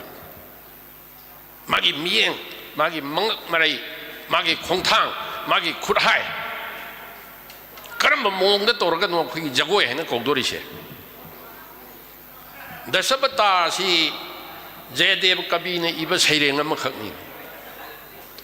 Saireng Makaksi Taraga, Koya Halaman non Tambira, the Zabadagi Jawoy, Angakpo in a Tamami. Krishna Sina, Kainosi Srimati Radhika Kunashi, Haramaga Sandra Baligi, the Koidan Lay, Tokrea, Topaka, Koidan Lay, Renter, Kang Kona, Chilak Pasidagi. Surrender already. I see now on a pain a chat ure. Masigi Kainosi de Jagoyi formed the Masagi Magi meaning the Magi Kontang, the Magi Khurai. Masagi si Porti Purakumanda, who is Mahabharati Kandapunam translation to Kalasan Sastri, si Manto Nakanda Mapi Joror Tar Kapia. Sagi Rasapumba Hapang and Bahagatai. Masigi. I quit a letter me by Hansing. I don't know, younger generation ꯑꯩꯈꯣꯏꯒꯤ ꯃꯤꯔꯣꯟꯁꯤꯅ ꯀꯩꯅꯣ ꯇꯧꯒꯗꯧꯗꯦ ꯑꯩꯁꯤ ꯖꯒꯣꯏ ꯑꯃ ꯀꯅꯥꯒꯨꯝꯕ ꯑꯃꯅ compose ꯇꯧꯕ ꯖꯒꯣꯏ ꯑꯃꯗ ꯍꯦꯛ ꯄꯥꯔꯇꯤꯁꯤꯄꯦꯠ ꯇꯧꯔ ꯄꯥꯔꯐꯣꯔꯃꯤꯡ ꯑꯥꯔꯠ ꯑꯃꯅꯤꯗ ꯌꯥꯎꯔꯒ ꯑꯩ ꯑꯥꯔꯇꯤꯁꯅꯤ ꯍꯥꯏꯅ ꯈꯟꯗꯣꯛꯈ꯭ꯔꯒꯗꯤ ꯌꯥꯝꯅ ꯑꯀꯥꯏꯕ ꯑꯃ ꯂꯥꯛꯀꯅꯤ ꯃꯗꯨꯅ ꯑꯩꯈꯣꯏꯒꯤ ꯀꯩꯅꯣꯁꯤ ꯃꯒꯨꯟ ꯉꯥꯛꯄ ꯉꯝꯃꯛꯑꯣꯏ ꯃꯗꯨꯅꯅꯤ ꯑꯩꯈꯣꯏꯅ ꯁꯣꯝꯗ ꯃꯩꯇꯩ ꯖꯒꯣꯏꯅꯤ ꯃꯅꯤꯄꯨꯔꯤ ꯖꯒꯣꯏꯅꯤ ꯍꯥꯏꯅ ꯁꯨꯝ ꯂꯩꯔꯤꯉꯩꯗ ꯑꯩꯈꯣꯏꯒꯤ ꯈꯟꯅ ꯅꯩꯅꯕ ꯌꯥꯕ ꯄ꯭ꯔꯤꯊꯤꯕꯤꯗ ꯄꯨꯊꯣꯛꯄ ꯌꯥꯕ ꯂꯥꯏꯔꯤꯛ ꯀꯥꯗꯤ ꯌꯥꯝ ꯊꯥꯈ꯭ꯔꯕ ꯆꯦ ꯑꯗꯣ ꯁꯨꯛ ꯊꯥꯕꯁꯤ ꯚꯂꯝꯁꯤ ꯇꯧꯔ ꯕꯣꯝꯕꯦꯗꯒꯤꯒ ꯄꯨꯊꯣꯔꯛꯄꯁꯤ ꯀꯔꯇꯥꯜꯁꯤ ꯀꯔꯝꯍꯥꯏꯅ ꯈꯤꯡꯒꯗꯒꯦ ꯁꯣꯝꯗ ꯍꯧꯔꯛꯄꯗꯒꯤ ꯁꯨꯃꯥꯏꯅ ꯆꯠꯂꯛꯀꯅꯤ ꯒꯥꯏ ꯌꯦꯛꯇꯅ ꯇꯥꯛꯑꯒ ꯃꯗꯨꯗ ꯄꯨꯊꯣꯔꯛꯑꯦ ꯑꯍꯥꯟꯕꯒꯤ ꯈꯣꯡꯊꯥꯡꯁꯤꯅ ꯀꯗꯣꯝꯗ ꯂꯥꯛꯀꯗꯒꯦ ꯑꯣꯏꯅ ꯍꯧꯒꯗ꯭ꯔꯥ ꯌꯦꯠꯅ ꯍꯧꯒꯗ꯭ꯔꯥ ꯑꯩꯁꯦ ꯃꯣꯏꯅ ꯌꯦꯛꯇꯅ ꯃꯁꯤꯗ ꯇꯧꯔꯒ ꯇꯥꯛꯂꯛꯑꯦ ꯑꯗ ꯑꯩꯈꯣꯏꯒꯤ ꯌꯥꯝ ꯋꯥꯕ ꯑꯃꯅ ꯑꯥꯔꯠ ꯑꯦꯟ ꯀꯜꯆꯔꯗ ꯂꯩꯔꯤꯕ ꯀꯩꯅꯣꯁꯤꯡꯁꯤ ꯐꯣꯔꯃꯦꯜ ꯑꯦꯗꯨꯀꯦꯁꯟꯒꯤ ꯂꯥꯏꯟꯁꯤꯗ ꯑꯃꯨꯛ ꯈꯔ ꯅꯦꯝꯍꯧꯕ ꯑꯗꯨꯅ ꯍꯧꯖꯤꯛꯀꯤ ꯃꯇꯝꯗꯗꯤ ꯐꯣꯔꯃꯦꯜ ꯑꯦꯗꯨꯀꯦꯁꯟꯁꯤ ꯌꯥꯎꯗ꯭ꯔꯒꯗꯤ ꯑꯃꯨꯛ ꯌꯥꯗꯕ ꯑꯗꯨꯅ ꯇꯤꯚꯤꯗ ꯀꯔꯤꯗ ꯇꯧꯕ ꯃꯇꯝꯗ ꯕꯦꯡꯒꯣꯂꯤꯒ ꯍꯦꯛꯇ ꯊꯣꯛꯂꯛꯑꯒ ꯅꯣꯏꯒꯤꯗꯤ then you move like this you do like this ꯀꯥꯏꯅ ꯇꯥꯛꯄꯗꯨ ꯑꯩꯈꯣꯏꯒꯤ ꯑꯥꯔꯇꯤꯁꯁꯤꯡꯁꯤꯅ ꯖꯒꯣꯏ ꯑꯣꯏꯅ ꯁꯥꯕꯗꯗꯤ ꯌꯥꯝ ꯍꯩꯕ ꯑꯗꯨ ꯂꯟꯗꯟꯗ ꯆꯠꯂꯒ ꯔꯣꯌꯦꯜ ꯑꯜꯕꯥꯔꯠ ꯍꯣꯜꯗ ꯉꯁꯥꯏꯒꯤ ꯃꯌꯥꯝꯁꯤ ꯃꯃꯥꯡꯗ ꯗꯦꯃꯣꯟꯁꯇ꯭ꯔꯦꯁꯟ ꯀꯝ ꯂꯦꯛꯆꯔ ꯑꯃ ꯇꯧꯋꯦꯗꯤ ꯍꯦꯛꯇ ꯉꯝꯗꯕꯒꯤ ꯐꯤꯕꯝꯁꯤ ꯂꯥꯛꯑꯦ ꯃꯁꯤꯃ ꯑꯩꯈꯣꯏꯒꯤ ꯂꯥꯏꯕꯛ ꯊꯤꯕꯅꯤ ꯑꯗꯣ ꯑꯣꯟ ꯗ ꯄꯥꯔꯠ ꯑꯣꯐ ꯗꯤ ꯃꯅꯤꯄꯨꯔ ꯒꯃꯦꯟꯇ ꯂꯩꯔꯤꯁꯤ ꯀꯩꯅꯣꯒꯤ ꯑꯦꯅꯤ ꯐꯪꯁꯟꯗ ꯇꯧꯕ ꯃꯇꯝꯗ ꯁꯔꯀꯥꯔꯅ ꯇꯧꯕꯤꯗꯕꯒꯤ ꯚꯥꯞꯁꯤꯗ ꯂꯣꯏꯅ ꯍꯥꯏꯔꯛꯀꯅꯤ ꯑꯥꯔꯠ ꯑꯦꯟ ꯀꯜꯆꯔꯒꯤ ꯐꯤꯜꯁꯤꯗꯗꯤ ꯑꯗꯨꯗꯤ ꯈꯨꯗꯝ ꯑꯣꯏꯅ ꯍꯦꯛꯇ ꯂꯧꯁꯤ ꯗꯥꯟꯁ ꯑꯦꯀꯥꯗꯃꯤ ꯈꯨꯌꯥꯊꯣꯡꯗ ꯂꯩꯔꯤꯕꯁꯤꯗ ꯍꯦꯛ ꯍꯧꯕꯗꯒꯤ ꯑꯉꯥꯡ ꯑꯃ ꯅꯨꯄꯥ ꯃꯆꯥ ꯑꯃ ꯅꯨꯄꯤ ꯃꯆꯥ ꯑꯃꯅ ꯆꯪꯉꯒ ꯇꯝꯃꯨ ꯀ꯭ꯋꯥꯂꯤꯐꯥꯏꯠ ꯑꯣꯏꯅ ꯊꯣꯔꯛꯄꯁꯤ ꯆꯍꯤ 9ꯅꯤ ꯆꯪꯉꯤꯁꯤ ꯆꯍꯤ 9 ꯆꯪꯅ ꯇꯝꯃꯨꯔꯤꯕ ꯕꯤꯗ꯭ꯌꯥꯁꯤ Manipur ꯒꯃꯦꯟꯅ ꯔꯤꯀꯣꯒꯅꯥꯏꯖ ꯇꯧꯕꯤꯔꯕ꯭ꯔꯥ for the purpose of entry into government service ꯆꯍꯤ 9 ꯆꯪꯅ ꯇꯝꯃꯨꯔꯤꯕ ꯕꯤꯗ꯭ꯌꯥꯁꯤ ꯃꯅꯤꯄꯨꯔ ꯒꯃꯦꯟꯅ ꯀꯩꯗꯧꯕꯒꯤ ꯔꯤꯀꯣꯒꯅꯥꯏꯖ ꯇꯧꯗ꯭ꯔꯤꯕꯅꯣ ꯃꯅꯤꯄꯨꯔ ꯒꯃꯦꯟꯅ ꯔꯤꯀꯣꯒꯅꯥꯏꯖ ꯇꯧꯗ꯭ꯔꯤꯉꯩꯗ ꯋꯦꯁ ꯕꯦꯡꯒꯣꯜ ꯒꯃꯦꯟꯅꯗꯤ ꯔꯤꯀꯣꯒꯅꯥꯏꯖ ꯇꯧꯏ ꯁꯥꯟꯇꯤꯅꯤꯀꯦꯇꯟꯗ ꯑꯣꯖꯥ ꯑꯣꯏꯍꯜꯂꯦ ꯔꯥꯖꯁꯊꯥꯟ ꯒꯃꯦꯟꯅꯁꯨ ꯔꯤꯀꯣꯒꯅꯥꯏꯖ ꯇꯧꯏ ꯔꯥꯖꯁꯊꯥꯟꯗ ꯑꯣꯖꯥ ꯑꯣꯏꯍꯜꯂꯦ ꯃꯁꯤꯅꯤ ꯃꯅꯤꯄꯨꯔꯒꯤ ꯑꯩꯈꯣꯏ ꯃꯅꯤꯄꯨꯔ ꯒꯃꯦꯟꯒꯤ ꯀꯩꯅꯣꯁꯤꯒꯤ ꯌꯥꯝ ꯁꯥꯊꯤꯕ ꯄꯣꯠꯁꯛ ꯑꯃ ꯂꯩꯔꯤꯁꯦ ꯃꯗꯨꯅ ꯃꯅꯤꯄꯨꯔ ꯒꯃꯦꯟꯒꯤꯗꯤ ꯁꯦꯡꯅ ꯍꯥꯏꯔꯒꯗꯤ ꯑꯥꯔꯠ ꯑꯦꯟ ꯀꯜꯆꯔꯒꯤꯁꯤꯗꯤ ꯀꯜꯆꯔꯦꯜ ꯄꯣꯂꯤꯁꯤ ꯂꯩꯔꯤꯕꯅꯤ ꯀꯜꯆꯔꯦꯜ ꯄꯣꯂꯤꯁꯤꯁꯤꯗ ꯌꯥꯎꯔꯤꯕ ꯑꯦꯗꯚꯥꯏꯖꯔꯤ ꯀꯥꯎꯟꯁꯤꯜ ꯑꯃ ꯂꯩꯒꯗꯧꯁꯦ ꯃꯁꯤꯗꯒꯤ ꯃꯤ 10 ꯑꯃꯗꯤ ꯑꯩꯈꯣꯏꯒꯤ ꯀꯂꯥ ꯕꯤꯗ꯭ꯌꯥ ꯚꯕꯟꯒꯨꯝꯕ ꯑꯣꯏꯕ ꯌꯥꯏ ꯁꯥꯍꯤꯇ꯭ꯌ ꯄꯔꯤꯁꯠꯀꯨꯝꯕ ꯑꯣꯏꯕ ꯌꯥꯏ MDUꯒꯨꯝꯕ ꯃꯣꯍꯜꯒꯨꯝꯕ ꯁꯤꯒꯨꯝꯕ ꯂꯤꯔꯕ ꯁꯪꯁꯊꯥꯟꯁꯤꯡꯒꯤ ꯔꯤꯄ꯭ꯔꯖꯦꯟꯇꯦꯇꯤꯚ 10 ꯑꯃ ꯈꯪꯒꯠꯂꯒ ꯁꯔꯀꯥꯔꯒꯤ ꯅꯣꯃꯤꯅꯤ 10 ꯑꯃꯒ ꯑꯇꯣꯞꯄ ꯀꯩꯅꯣꯗꯒꯤ ꯇꯧꯔꯒ ꯃꯌꯥꯝꯁꯤꯅ ꯁꯥꯕ ꯑꯦꯗꯚꯥꯏꯖꯔꯤ ꯀꯥꯎꯟꯁꯤꯜ ꯑꯃꯅ ꯀꯩꯅꯣ ꯇꯧꯔꯒ ꯗꯤꯁꯤꯖꯟꯁꯤ ꯂꯧꯗꯅ ꯏꯝꯄ꯭ꯂꯤꯃꯦꯟ ꯇꯧꯔꯛꯑꯒꯗꯤ ꯍꯦꯛꯇ ꯄꯦꯟꯅꯗꯕꯁꯤ ꯂꯩꯔꯣꯏꯗꯧꯅꯤ ꯑꯗꯨꯒ ꯒꯣꯔꯃꯦꯟꯗ ꯑꯣꯟꯈꯠꯂꯒ ꯆꯩꯔꯛꯄꯁꯨ ꯂꯩꯔꯣꯏ ꯃꯔꯝꯗꯤ ꯑꯩꯈꯣꯏ ꯏꯁꯥꯅ ꯆꯂꯥꯏꯖꯔꯅꯦ ꯄ꯭ꯔꯖꯥꯅ ꯈꯟꯖꯕ ꯄ꯭ꯔꯖꯥꯒꯤ ꯑꯣꯔꯒꯅꯥꯏꯖꯦꯁꯟ ꯃꯌꯥꯝꯒꯤ ꯃꯤꯍꯨꯠꯇꯨꯅ ꯂꯧꯔꯛꯄ ꯗꯤꯁꯤꯖꯟꯗꯨꯅ ꯆꯂꯥꯏꯔꯒꯗꯤ ꯍꯦꯛꯇ ꯑꯩꯈꯣꯏꯒꯤ ꯀꯂꯥ ꯁꯪꯁꯀ꯭ꯔꯤꯇꯤꯒꯤ ꯐꯤꯕꯝꯗ ꯃꯁꯤ ꯄꯦꯟꯅꯗꯕ ꯂꯩꯔꯤꯕ ꯃꯌꯥꯝꯁꯤ ꯂꯥꯎꯕꯁꯤ ꯑꯩꯒꯤ ꯃꯣꯠꯇꯗꯤ ꯂꯦꯞꯄꯛꯀꯅꯤ ꯍꯥꯏꯁꯤ ꯂꯩ ꯑꯗꯨꯅ ꯉꯁꯥꯏꯒꯤ ꯂꯩꯔꯤꯕ ꯀꯩꯅꯣꯁꯤꯗ ꯆꯍꯤ 60 ꯆꯠꯂꯛꯑꯕ ꯁꯤꯒꯨꯝꯕ ꯑꯣꯔꯒꯅꯥꯏꯖꯦꯁꯟꯁꯤꯗ ꯃꯤꯅꯤꯁꯇ꯭ꯔꯤ ꯑꯣꯐ ꯀꯜꯆꯔꯗꯒꯤ ꯀꯩꯅꯣꯃ ꯁꯤ ꯄꯤꯔꯤꯕ ꯒ꯭ꯔꯥꯟ ꯀꯩꯁꯤ ꯌꯦꯡꯕ ꯃꯇꯝꯗ ꯀꯝꯄꯦꯇꯤꯕꯜ ꯑꯣꯏꯗ꯭ꯔꯕ ꯀꯩꯅꯣꯒꯤꯁꯦ ꯑꯗ ꯃꯅꯤꯄꯨꯔ ꯒꯃꯦꯟꯗꯒꯤꯗꯤ ꯑꯁꯥ ꯄꯪꯇꯧ ꯇꯧꯕ ꯌꯥꯔꯣꯏ ꯃꯅꯤꯄꯨꯔ ꯒꯃꯦꯟ ꯍꯥꯏꯁꯤ ꯂꯥꯏꯔꯕ ꯁ꯭ꯇꯦꯠ ꯑꯃꯅꯤ ꯃꯁꯤꯗꯒꯤ ꯄꯪꯄꯤ ꯄꯤꯔꯛꯄꯒꯤ ꯀꯩꯅꯣ ꯂꯩꯇꯦ ꯆꯤꯐ ꯃꯤꯅꯤꯁꯇꯔꯒꯤ ꯇꯦꯡꯕꯥꯡꯒꯤ ꯍꯥꯏꯅ ꯀꯩꯅꯣ ꯇꯧꯔꯛꯀꯅꯤ ꯒ꯭ꯔꯥꯟꯠꯀꯤ ꯍꯥꯏꯅ ꯇꯧꯔꯛꯀꯅꯤ ꯀꯩꯅꯣꯒꯤ ꯄꯤꯔꯤꯕ ꯒ꯭ꯔꯥꯟꯠꯁꯤ ꯉꯁꯥꯏ ꯃꯥꯏ ꯑꯦꯛꯇꯤꯚꯤꯇꯤ ꯈꯔꯒꯤꯅꯤ ꯑꯦꯛꯇꯤꯚꯤꯇꯤꯁꯤ ꯑꯦꯅꯤ ꯑꯦꯛꯇꯤꯚꯤꯇꯤꯁ ꯇꯧꯔꯛꯄ ꯃꯇꯝꯗ ꯕꯦꯛ ꯗ꯭ꯔꯣꯞ ꯑꯃ ꯌꯥꯎꯗꯕ ꯌꯥꯔꯛꯑꯣꯏ ꯐꯪꯁꯟ ꯑꯃ ꯇꯧꯔꯛꯀꯅꯤ ꯂꯦꯡꯌꯥꯟ ꯈꯔ ꯌꯥꯜꯂꯛꯀꯅꯤ ꯏꯁꯤꯡ ꯊꯛꯅꯕꯅꯦꯅ ꯈꯔ ꯇꯧꯔꯛꯀꯅꯤ ꯑꯗꯩ ꯆꯥꯏ ꯋꯥꯏꯒꯤ ꯀꯔꯤ ꯈꯔ ꯄꯤꯊꯛꯄ ꯇꯧꯕ ꯑꯗꯩ ꯁꯣꯝꯗ ꯋꯦꯜꯀꯝ ꯀꯥꯏ ꯂꯐꯨꯒ ꯌꯨꯡꯉꯛꯄ ꯀꯔꯤ ꯇꯧꯕꯁꯤꯗ ꯉꯁꯥꯏꯒꯤ ꯄꯩꯁꯥꯁꯤ ꯇꯪꯈꯥꯏ ꯑꯃꯃꯨꯛ ꯆꯠꯈꯤꯗꯣꯏꯅꯤ ꯑꯗꯨꯅ ꯒ꯭ꯔꯥꯟꯁꯤ ꯉꯁꯥꯏꯒꯤ ꯅꯦꯝ ꯁꯦꯛ ꯑꯣꯏꯅ ꯆꯠꯄ ꯅꯠꯇ꯭ꯔꯕ ꯗꯤꯖꯥꯔꯚꯤꯡ ꯑꯣꯏꯕꯗꯨꯗ ꯃꯥꯒꯤ ꯇꯧꯔꯤꯕ ꯊꯕꯛꯇꯨꯒꯤ ꯃꯇꯨꯡ ꯏꯟꯅ ꯃꯗꯨꯒ ꯆꯥꯟꯅꯕ ꯄꯤꯕꯗꯨꯅ ꯍꯦꯟꯅ ꯐꯔꯅꯤ ꯃꯔꯝꯗꯤ ꯑꯩꯈꯣꯏꯒꯤ ꯁꯤ ꯁꯪꯁꯊꯥꯟꯁꯤ ꯏꯆꯥꯝ ꯆꯅꯤ ꯂꯩꯌꯦꯅ ꯑꯩꯈꯣꯏꯒꯤ ꯄꯩꯁꯥꯁꯤ ꯈꯖꯤꯛ ꯃꯆꯦꯠ ꯆꯥꯏꯗꯅ ꯆꯠꯄ ꯄꯤꯕꯒꯤ ꯍꯦꯕꯤꯠ ꯑꯃ ꯑꯩꯈꯣꯏꯗ ꯌꯥꯝ ꯆꯥꯎꯅ ꯂꯩꯔꯕ ꯂꯨꯄꯥ 60 ꯄꯤꯔꯦ ꯒ꯭ꯔꯥꯟꯠꯅꯦꯅ adu magi grant pirak pagi activity khadi to de yare Chandrakiti whole wide over the lupa kya the why we yage Manipur film development corporation ki whole si wide matam the pollution kun sang ma sakre hari dance kan mi wide matam the pollution trang ma sakre adun organization no kari to dori aduna grant si revise to bagi mahutta merit based grant khara hena phajana thabak to ba kangbu du dana magi matik chabado ngamna ba bibi ba ngasagi yamna nungsiri ne na pollution kun kun thra da akhoi organization cham chani da chai thok pa sina akhoi gi afaba thabak si kaisu oira oye hena ai gi akan ba phirep lai je aduga ngamaga di akhoi cultural policy lairi badu mapung phana implement oraga di ngasagi pena da ba lairi ba khara si kano torakani adu ngasagi tanna ba si mahutta gamen oina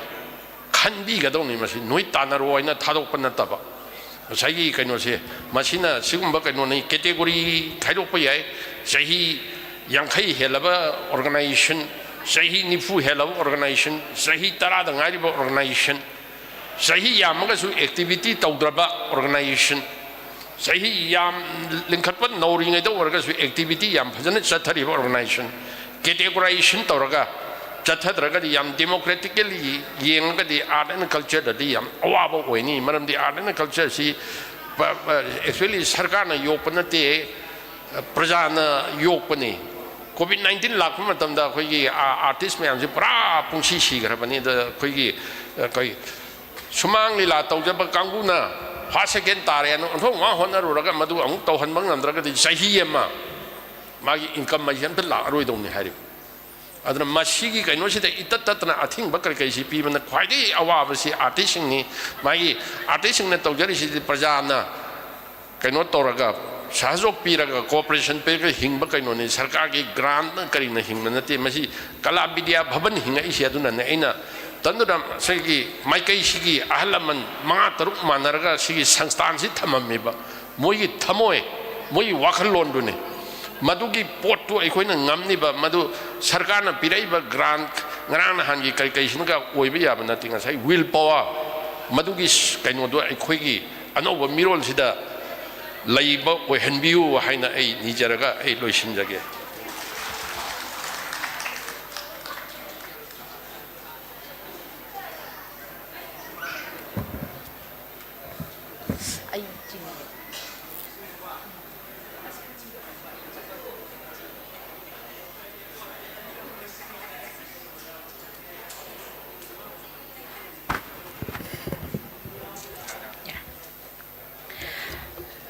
Thagachari, Ikai Kumnajariba, Chief Guest,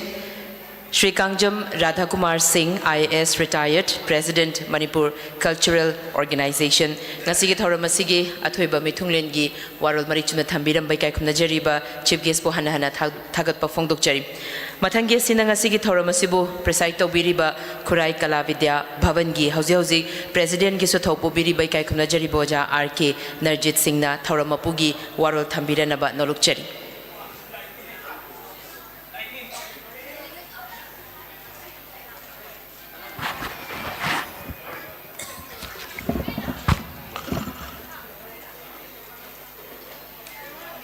Yalan mada lamdam sibu konbiri ba Imphal kurebi kurum jadi loina na ngasigi sigu basahi hubu subagi Diamond Jubilee asida haudok bagi thoram asida athoi ba mithunglen oina lenghen biri ba ai inoi bo kangyam Radhakumar Singh IAS retired housing na Manipur Cultural Organization ki President oibiri ba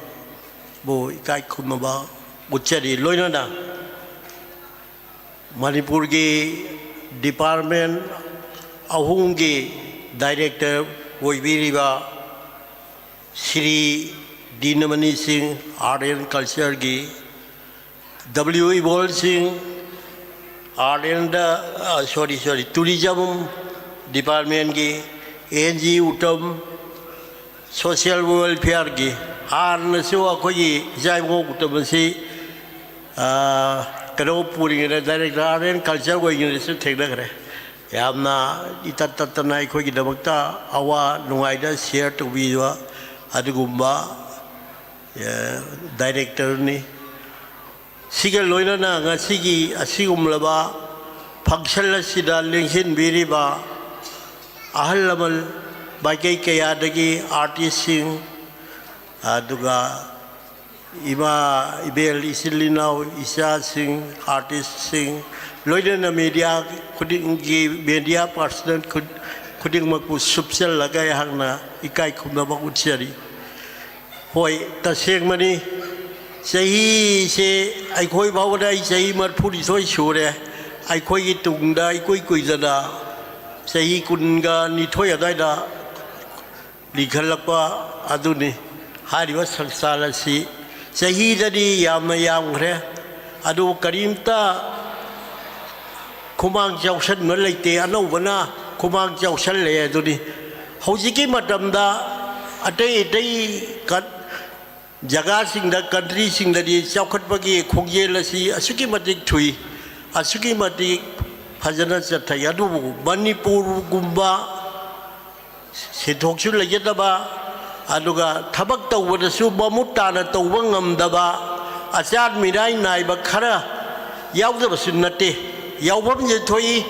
ai gi mu manu amada isa manga le ga isa manga du loina nuksi ba ma no wai ba ya ponte aduna aikoina hona jari si akoi director kirona nasai art and culture gi na hona ba wat pa bale hai ba wa pham adu ayok ja sik dok je Manipur da lairiba sangsan singi manung da khwai da gi liba sangsan singi manung da ma woi riba si hauji safety gi da hau ba da gi na ngasi baw ba da sahi mata leptana A B grade to gi manung A grade ta khoi long na luxury sina dum sakhini national level da state level da aduga district level da akhoi na pangthok ki da ba kari ku ba thabak ba ta leite ba sei ba wa da chau thok na hai ge masi waro wi ba ya de art and culture gi ministry gi makha ra leiba da jagoi manga punna tawjawage haidana project thabada lupa laga ba makhai ga pi jagoi makhan manga gi karam haina khoi pathok ka dori bno laikai dagi phigau sadna donor sing dagi ni re haraga pathok to ba ya do ni na sahi adu makta da jagoi ras makhan manga ka pathok i ngamna ba hona laikai dagi bikhari sadna ai koi gi committee na ni raga tawda ba ya da ni na tawe adugi matung da harau rol Manipur da lai diba makhan mari sigi manung da kanglei da harau gre kanglei da di makhan makha thongna harau gre sagin natak gi makha da CMT gi makha da aduga ministry gi makha da tawya ba thabak tawi adubu tawge haina khaliba pandam dugi changga da senpham du di pi da lupa lak manga tharaga lak ahum da su pirogdra ani pire ama makhai pire karmaina jagoi makhan manga du ut ka doino harawron makhan mari du ut ka doino adubu ngammaga su ngamdraga su aigoi tawdabe yade haibagi asada aigoina kanglei harawbada lawre ministry gi senang makha da ministry gi da ani subada sakpa harawbagi lawre ahum subada kapching harau bagi laure abuk so hanna project ama thaduna hoji moirang harau bagi leire harau ron makhan mari si loin tok jage haina aduga telogi harau badadi harau ron nadi loire aduga ras makhan manga da su loire nataba solo festival kaya taure tatana jahi khudingi tawe adubu tawe haidungai khangda ba kangbuna khangbi draga aikoina kari dawdori no makoi dagi nirui kari dawni nikhirungai pibi rakte hanang maktara ras ki thai ras abada changga da si lupa laga bai bathaka changga do lupa lising ni phu ka siloi ado weda akoi lawga dra lawroi dra haiba subaina leiba silai khoi da so awa ba ma ꯂꯩꯇꯕꯗꯤ ꯅꯠꯇꯦ ꯑꯗꯨꯕꯨ ꯋꯥꯔꯁꯨ ꯋꯥꯅ ꯑꯩꯈꯣꯏꯁꯤ ꯑꯍꯜ ꯂꯃꯟꯁꯤꯡꯗꯨꯒꯤ ꯈꯨꯗꯨꯡ ꯏꯟꯅ ꯇꯧꯗꯕ ꯌꯥꯗꯕ ꯈꯔ ꯇꯧꯔꯦ ꯍꯥꯏꯔꯒ ꯃꯌꯥꯝꯗꯒꯤ ꯗꯣꯅꯦꯁꯟ ꯅꯤꯔꯒ ꯑꯩꯈꯣꯏꯒꯤ ꯍꯧꯖꯤꯛ ꯂꯩꯔꯤꯕ ꯑꯦꯛꯖꯤꯁꯇꯤꯡ ꯀꯃꯤꯇꯤꯁꯤꯅ ꯇꯧꯁꯤ ꯍꯥꯏꯅ ꯂꯦꯞꯅꯕ ꯈꯨꯗꯤꯡꯃꯛ ꯑꯃꯠꯇ ꯑꯣꯏꯅ ꯂꯤꯒꯦꯜ ꯑꯃꯒꯤ ꯃꯈꯥꯗ ꯄꯥꯡꯊꯣꯛꯇꯨꯅ ꯂꯥꯛꯆꯔꯤꯕꯅꯤ ꯑꯗꯨꯒ ꯍꯟꯗꯛꯀꯤ ꯖꯨꯕꯤꯂꯤꯁꯤꯒꯤ ꯃꯃꯥꯡꯗ ꯑꯍꯥꯟꯕꯒꯤ ꯖꯨꯕꯤꯂꯤꯗ ꯗꯣꯛꯇꯔ ꯃꯩꯅꯣ MP ꯑꯣꯏꯔꯤꯉꯩꯗ ꯑꯗꯨꯒ VC ꯑꯣꯏꯕꯤꯔꯤꯕ ꯍꯧꯖꯤꯛ ꯃꯅꯤꯄꯨꯔꯒꯤ ꯌꯨꯅꯤꯚꯔꯁꯤꯇꯤ ꯑꯣꯐ ꯀꯜꯆꯔꯒꯤ ꯍꯥꯟꯅꯒꯤ ꯖꯨꯕꯤꯂꯤꯗꯁꯨ ꯌꯥꯎꯕꯤ ꯃꯇꯝꯗꯨꯗ ꯑꯩꯈꯣꯏ ꯁꯦꯀ꯭ꯔꯦꯇꯔꯤ ꯑꯣꯏꯔꯝꯕ ꯁ꯭ꯇꯦꯠꯀ ꯑꯖꯥꯕꯤꯗꯦꯁꯣꯔ ꯑꯗꯒꯤ ꯁꯣꯕꯤꯇꯥ ꯃꯈꯣꯏꯁꯤꯡꯒꯤ ꯂꯣꯏꯅꯕ ꯌꯥꯎꯕꯤꯈꯤꯕꯅꯤ ꯍꯥꯟꯅꯁꯨ ꯑꯗꯨ ꯌꯥꯝꯅ ꯅꯨꯡꯉꯥꯏꯖꯩ ꯆꯍꯤ 10ꯒꯤ ꯃꯇꯨꯡꯗ ꯆꯍꯤ 60 ꯁꯨꯕꯗ ꯃꯌꯥꯝ ꯑꯃꯅ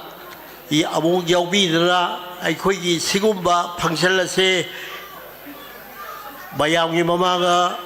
ꯁꯤꯒꯨꯝꯕ ꯑꯃ ꯇꯧꯔꯦꯅ ꯎꯍꯟꯖꯕ ꯑꯁꯤ ꯌꯥꯝ ꯅꯨꯡꯉꯥꯏꯖꯩ ꯂꯣꯏꯅꯅ ꯑꯩꯈꯣꯏꯒꯤ ꯑꯋꯥꯠ ꯑꯄꯥ ꯑꯁꯤꯁꯨ ꯃꯌꯥꯝꯅ ꯈꯪꯕꯤꯒꯅꯤ ꯍꯥꯏꯕꯒꯤ ꯑꯥꯁꯥꯗꯁꯨ ꯊꯣꯏꯗꯣꯛ ꯍꯦꯟꯗꯣꯛꯅ ꯑꯩꯒꯤ ꯋꯥꯈꯜꯗꯒꯤ ꯅꯨꯡꯉꯥꯏꯕ ꯑꯃꯁꯨ ꯄꯣꯛꯏ ꯑꯗꯨꯒ ꯑꯋꯥꯠꯄꯁꯤꯡ ꯑꯁꯤꯒꯤ ꯈꯔꯗ ꯑꯣꯏꯔꯒꯁꯨ ꯑꯉꯝꯕ ꯁꯥꯏꯠꯇꯒꯤ ꯗꯤꯄꯥꯔꯠꯃꯦꯟꯇꯒꯤ ꯃꯇꯦꯡ ꯇꯧꯕꯤꯔꯛꯀꯅꯤ ꯑꯗꯨꯒ ꯀꯔꯤꯒꯨꯝꯕ ꯄ꯭ꯔꯣꯒ꯭ꯔꯥꯝꯁꯤꯡ ꯆꯠꯄ ꯇꯥꯔꯒꯁꯨ ꯑꯩꯈꯣꯏꯁꯨ ꯁꯤꯒꯨꯝꯕ ꯁꯪꯁꯊꯥꯟ ꯑꯃ ꯂꯩꯕꯅꯤꯀꯣ ꯍꯥꯏꯅ ꯈꯟꯕꯤꯔꯒ ꯇꯨꯔꯤꯖꯝꯒꯤ ꯗꯥꯏꯔꯦꯛꯇꯔꯅꯁꯨ ꯀꯔꯤꯒꯨꯝꯕꯗ ꯋꯥꯈꯜ ꯃꯆꯥ ꯑꯃꯇꯪꯗꯤ ꯊꯥꯗꯕꯤꯔꯛꯑꯒꯗꯤ ꯌꯥꯝꯅ ꯅꯨꯡꯉꯥꯏꯖꯒꯅꯤ ꯍꯥꯏꯕ ꯋꯥꯐꯝꯁꯤꯅꯤ ꯑꯗꯨꯅ ꯉꯁꯤ ꯑꯩꯈꯣꯏꯅ ꯇꯧꯖꯔꯤꯕ ꯁꯤꯗꯩꯁꯤꯗ director art and ꯀꯜꯆꯔꯅ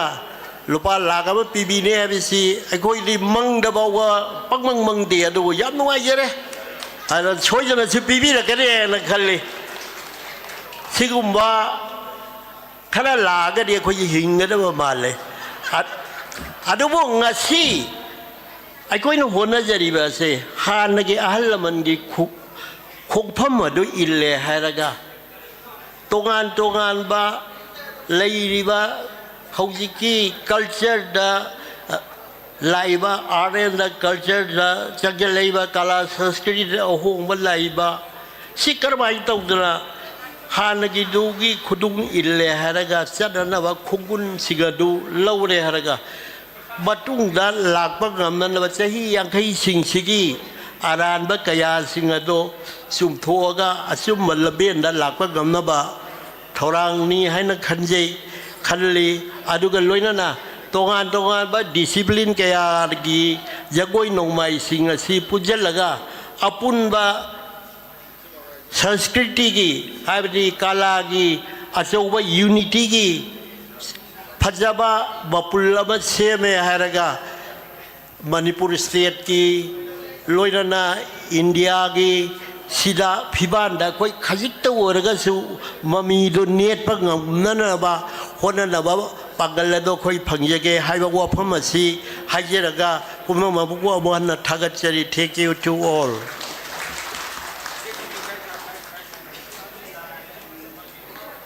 thagachari ikai khumnajariba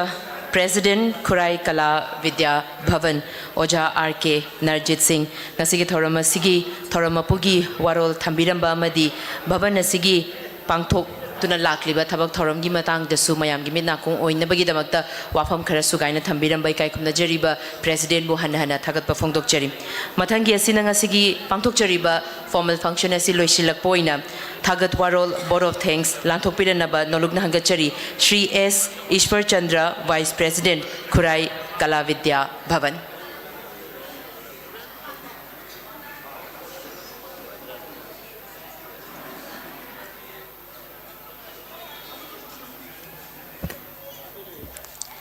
Ahan Maktada Lamdam Masibu Konbiriba Ibenda Bado Anibo Ikai Kumna Sari no Amadeloinana Nasiga Sikum Laba Khurai Kala Vidya Bhavan'S Heera Phudongba Haibadi Diamond Jubilee Celebration Sige Hodokpa Numit Nasi April Gi Tang 10 2024 Masining Sangak Pada Akoin Ahanba Maktada Ningsing Jaribasi Matam Dudeda Haibadi matamdugi 1964 gi April gi tang taraga mari ni ko ahlamana Khurai Kala Bidya Bhavan haiba se likhat piramba se haibde ningsang jarak pada akoi asuki matik laioi khraba ahlaman amadi hingbiriba yamba iseninaw khudimokpu ai ahanmakta da ikai khumraba ko nona khurumjari adaga loinana ahanmakta da ina ngasi board of thanks pizage maramdi ngasi asigumba akoi diamond jubilee celebration pangthok pasi akoi yam ngasai su haibi khre akoi campierna yam pak chauna akoi na pangthok pa yabani adubo akoi gi matam sigi Manipur gi hojiki leiriba situation sina akoi yam samna be tension na pangthok taba yadawi maming da wena pangthok sabani maramadona hojik ngasi asigumba hodok pagi Heera Phudongba hariba diamond jubilee celebration se hodok pagi nimit asida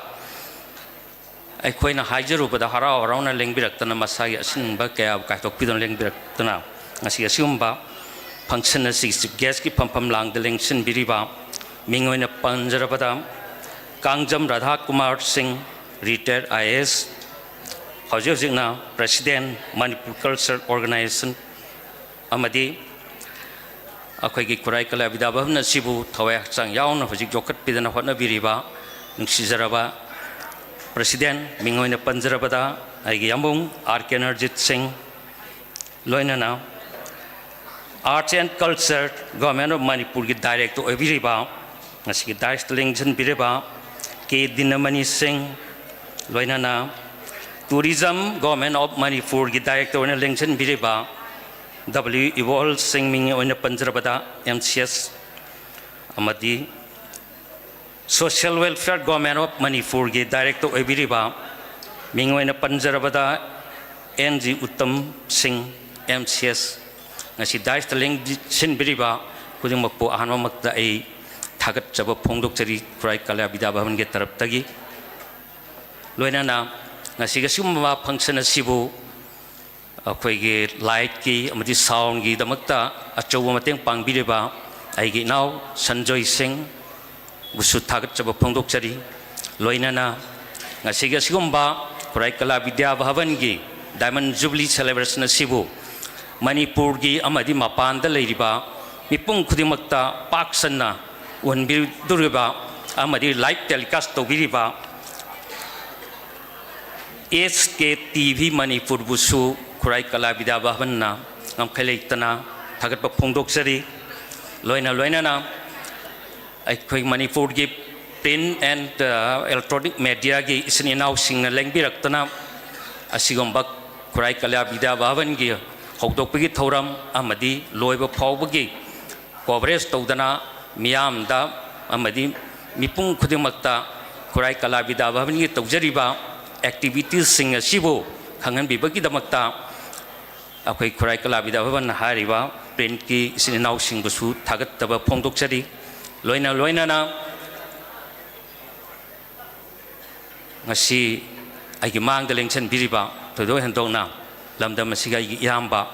mingoina panjarabada aikoina akoin tasau na hai aigi mangda lengchen biriba akoi yambem gi tasau la lepapu hariwa yamba sia akoina angang wari matamda Khurai Kala Bidya Bhavan side da akoi khongda dringi matamda yamba khoisina secretary oibirami yamba lalbapu mamang lengchen biriba sina adugi matam sidaida ngasigi akhoi Khurai Kala Bidya Bhavan hariba mafam kanbirimi basi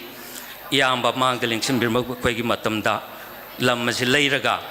Khurai Kala Bidya Bhavan gi dongta thambiramba yambem gi lalbapu adana yamba lalbapu amukke henna ngasigi mifam masida ina amukke henna khwai henna thagat sabsu phongdok chari yamba mafamda adaga loinana ngasi mo function asibu hodokpagi function sidaida aikoina haijarubada harau lengbirakna mapung phan biriba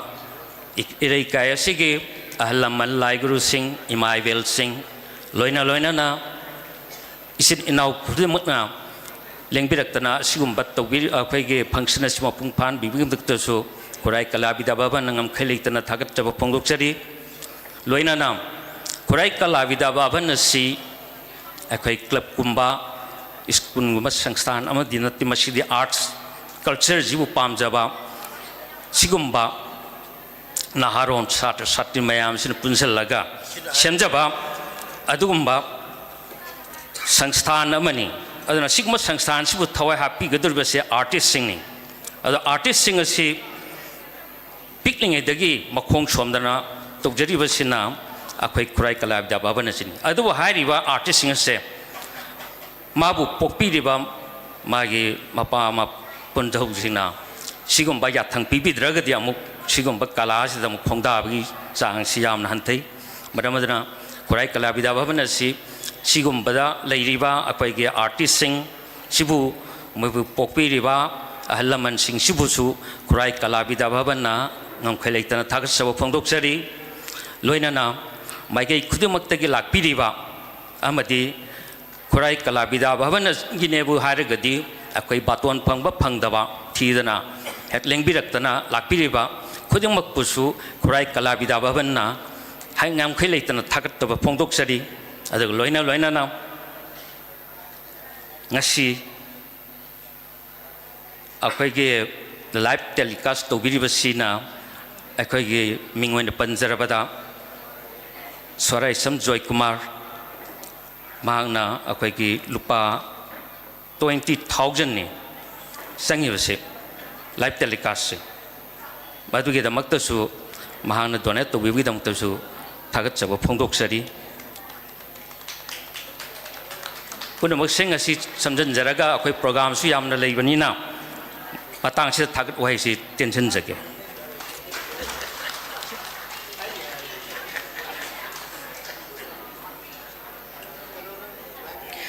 Thagachari ikai khumnajari ba Vice President Khurai Kala Bidya Bhavan mingoin hagacharabada Shri S. Iswar Chandra ikai khumnajari bana ngasigi thauram asigi board of thanks thagat warol thambiramba hana thagat pa phongdokchari amadi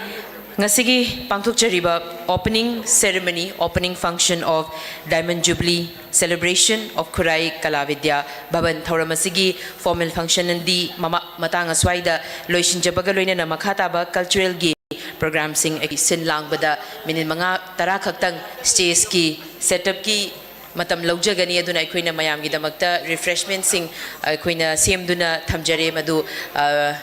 akoi matam se yamna laudana minit tara mga gi manungda light refreshment asi mayam phangbina ba nolukchari aduga request ama khaktang ikai kumna jariba dignitaries sing koi artist sing siga group photo ma khaktang la hongna bagi damakta request tawzari ikai kumna jariba director tourism ikai kumna jariba social welfare gi director loina art and culture gi loina chief guest sir amu khaktang stage ta lekhat piramna ba norukchari Sir Uttam Sir Ibohol Sir Dinamani amutang stage ta lekhat piramna ba norukchari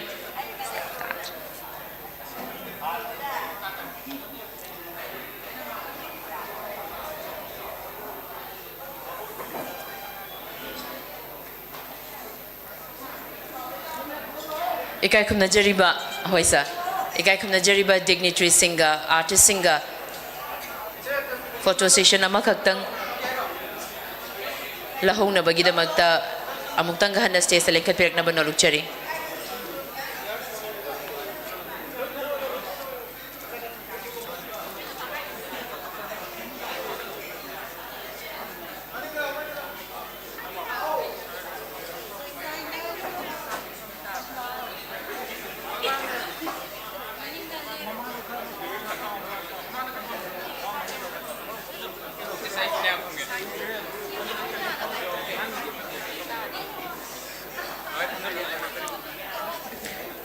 ikai khumna jariba chief guest loinana tharamasibu preside tawbikiba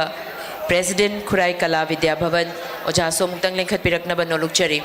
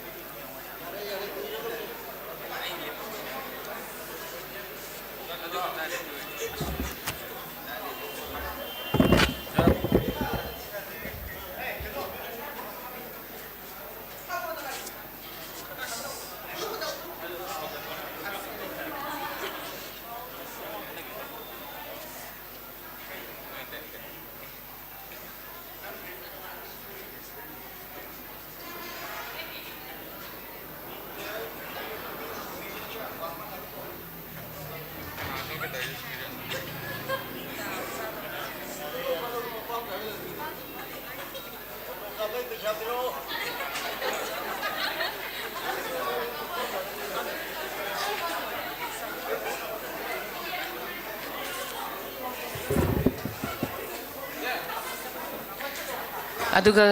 cultural gi program houding gi mangoinana ngasi release tawzakiba souvenir aduda article sing mamal yamlaba article sing khudol tambira khibai kai kumna jariba singi mafamda ikai kumna bauchabagi tanja lauzari ahanbada iringbam nalini devi retired ras guru Jawaharlal Nehru Manipur Dance Academy ikai kumna jaribi retired guru leibiragadi stage ta muktang lengkhat pirakna bagi damakta nolukchari aduga oja si lengbiraktre hairagasu mahaku represent of Wayaba Miyoi Amakaktang stage ta lengkhat pirakna bagi damakta nolukchari oja irengbam Nalini Devi retired Rajguru Jawaharlal Nehru Manipur Dance Academy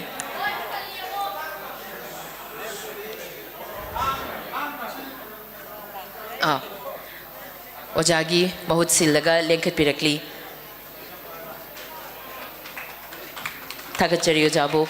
Leng Loinana Souvenir Kudol Tamjari Mathangda Ikai Kumnajariba Oja RK Surjit Singh Guru Pena Jawaharlal Nehru Manipur Dance Academy Ikai Kumnajariba Oja Lenkat Pirakna Bagi Damakta Nolukchari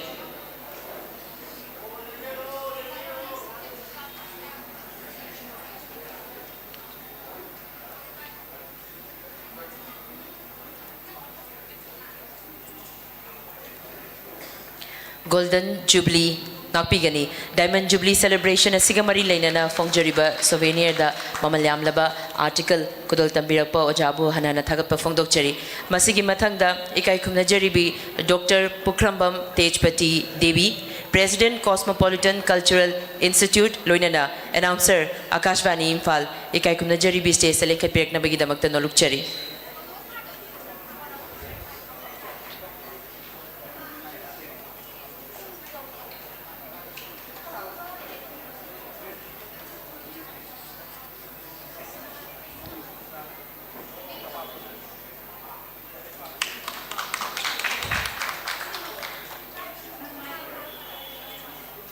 Masigi Mathangda Ikai Kumnajariba Oja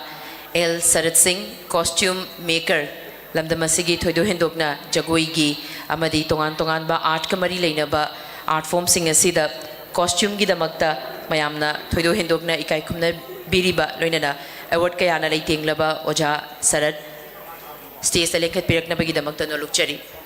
Oja Laitre Hairagana Mahaki Imung Manung Natraga Kanagumba Mahapu represent of Bibayaba Mio Makatang State Selected Pirakna Bagidamakta Nolukchari Matangda Ikai Kumnajariba Oja Dr. Moirang Macha Chawrekan Bamaitei Assistant Professor Department of Dance and Music Manipur University Oja Lenkat Pirakna Bagidamakta Nolukchari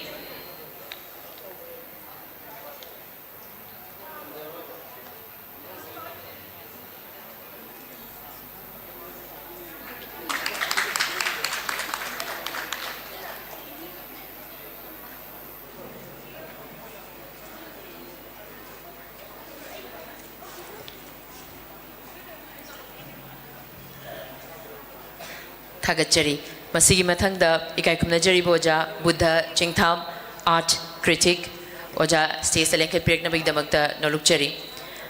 Mathangi Asina Ikai Kumnajariba Laitonjam Sobhas Mitei Scholar Lai Harauba Ministry of Human Resource Lekhat Pirakna Bigdamakta Nolukchari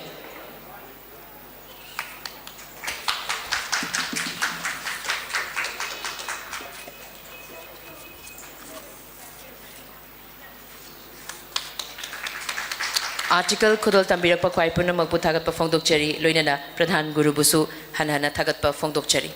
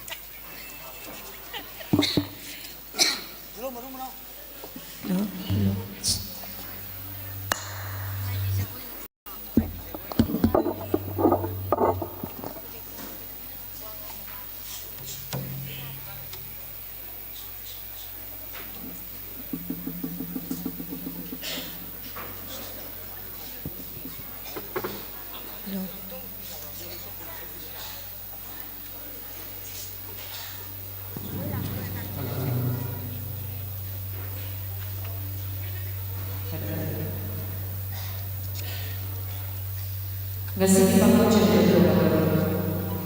Diamond Jubilee celebration Heera Phudongba Bhavan'S Heera Phudongba Jubilee cultural program ki ahanbada Jubilee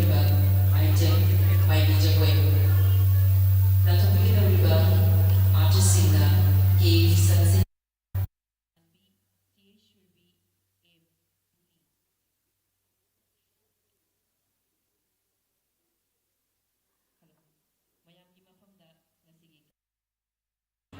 Ahanba Khudol, Maibi Jagoi, Laiching Jagoi, Khudol Tamjari.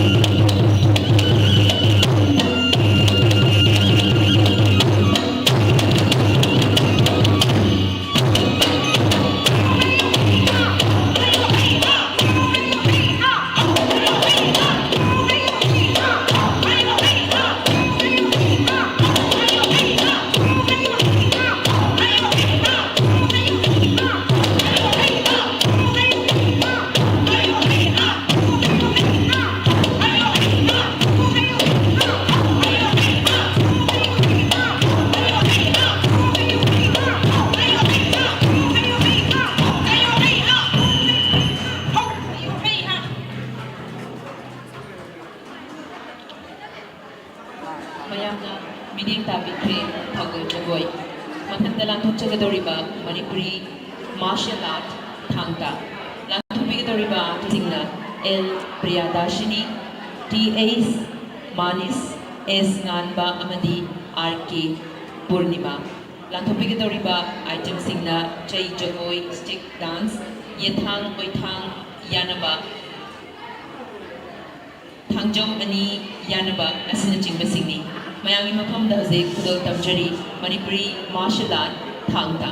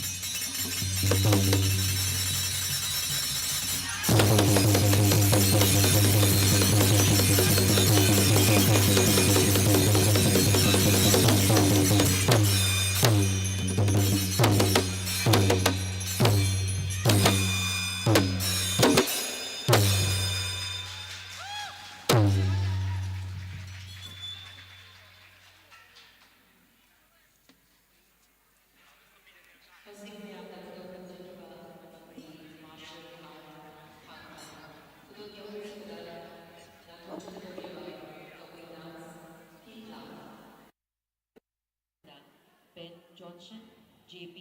T. Amit, TH Ronaldo, Dolina Y, Y Toysana, RK Malinganbi, Amadi, Memory Y, Kudul Tamjari, Kabui Jagoy, Kitlam.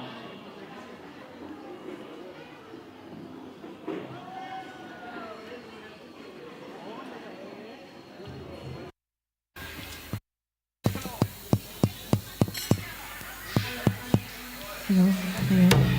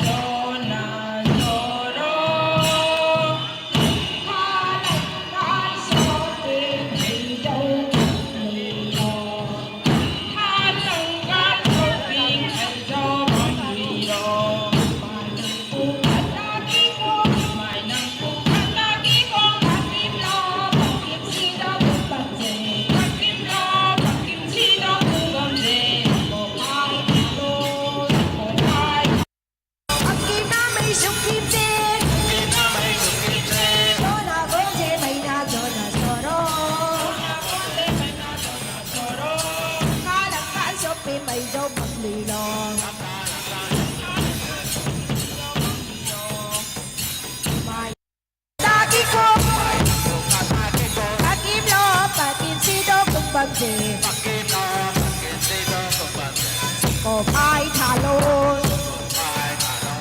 Akim na mấy chục kim dê.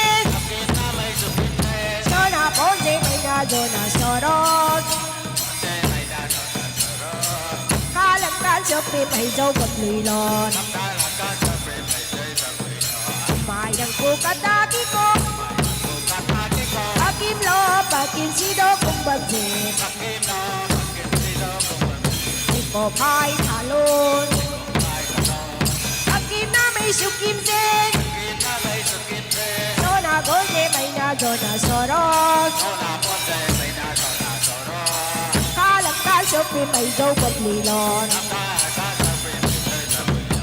mai đằng cô cá ta tí cô bà kim lo bà kim si đô cũng bật dệt cô phai thả lôn bà kim na mây sụp kim dê cho na gối dê mây na cho na sò đó cá lăng cá cho phim hay dâu bật lùi lòn mai đằng cô cá ta tí cô bà kim lo bà kim si đô cũng bật dệt cô phai thả lôn bà kim na mây sụp kim dê cho na gối dê mây na cho na sò đó cá lăng cá cho phim hay dâu bật lùi lòn mai đằng cô cá ta tí cô bà kim lo bà kim si đô cũng bật dệt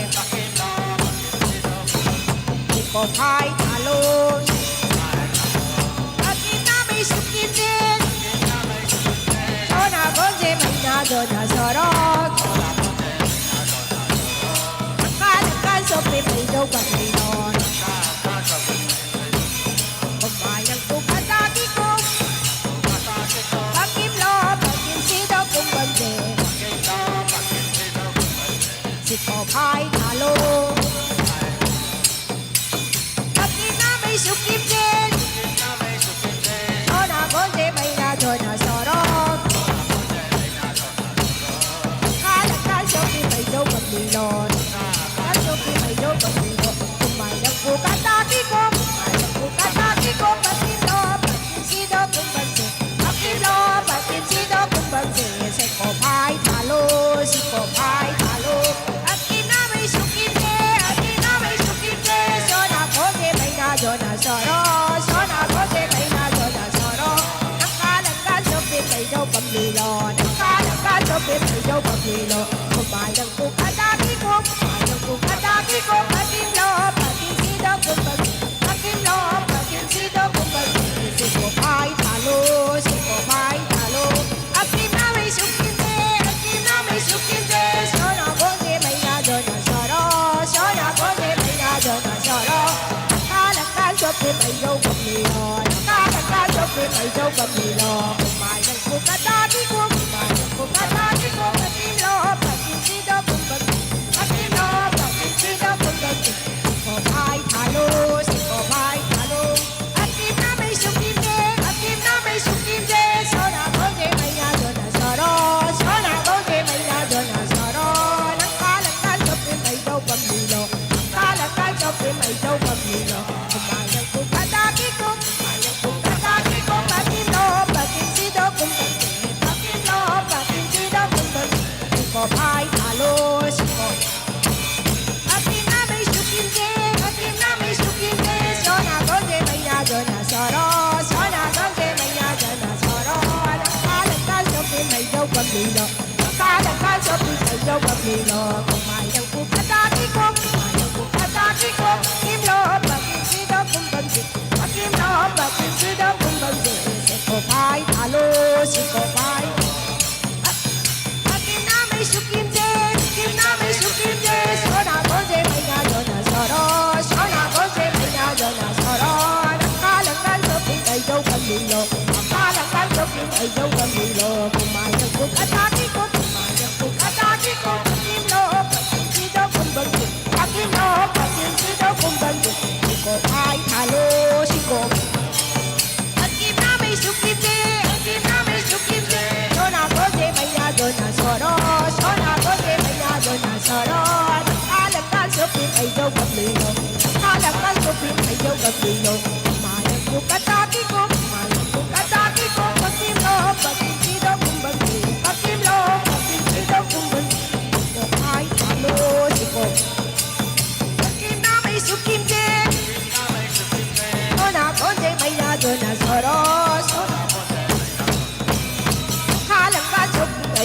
mi lo ka la ka lo ki ai do ba mi lo ba ya ku ka ta ki ko ku ka ta ki ko kim lo pa ki do kum ba ki kim lo pa ki do kum ba ki si ko hai alo si ko ba kim na mai su kim ki Sona konde meina dona soro Sona konde meina dona soro Kala kala ku ai jo pamilo Kala kala ku ai jo pamilo Mai lo ku kataki ku Pakim lo pakim sido kumbandi Pakim lo pakim sido kumbandi Ko ai thalo Pakim na mai sukim te Pakim na mai sukim te Sona konde meina dona soro Sona konde meina dona soro ai đâu có gì rồi ta đã có lúc ai đâu có gì được mà đâu cũng có ta biết không bắt kim lô bắt kim chi đâu cũng bằng gì bắt kim lô bắt kim chi đâu cũng bằng gì sẽ có bài thả lô bắt kim nào mấy số kim tiền sao nào có thể bây giờ rồi là sao đó sao nào có thể bây giờ rồi là sao đó ta là can lúc thì ai đâu có gì rồi ta là can lúc thì ai đâu có gì rồi mà đâu cũng có ta biết không mà đâu cũng có ta biết không bắt kim lô bắt kim chi đâu cũng bằng gì bắt kim lô bắt kim chi đâu cũng bằng gì ai thả lô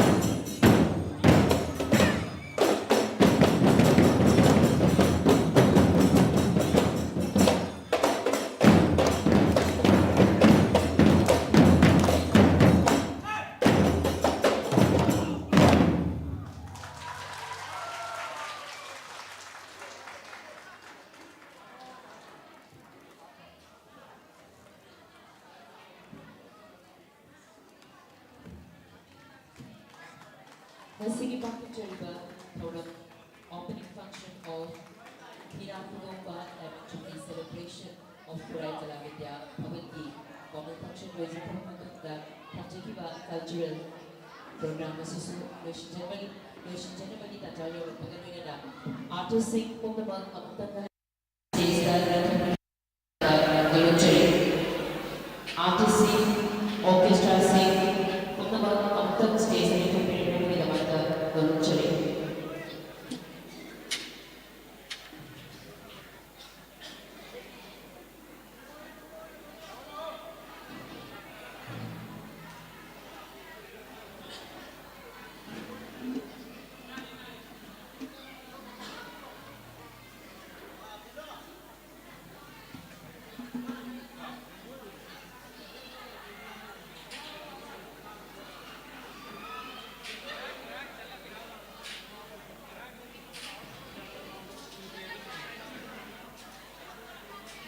Cao nó phù nó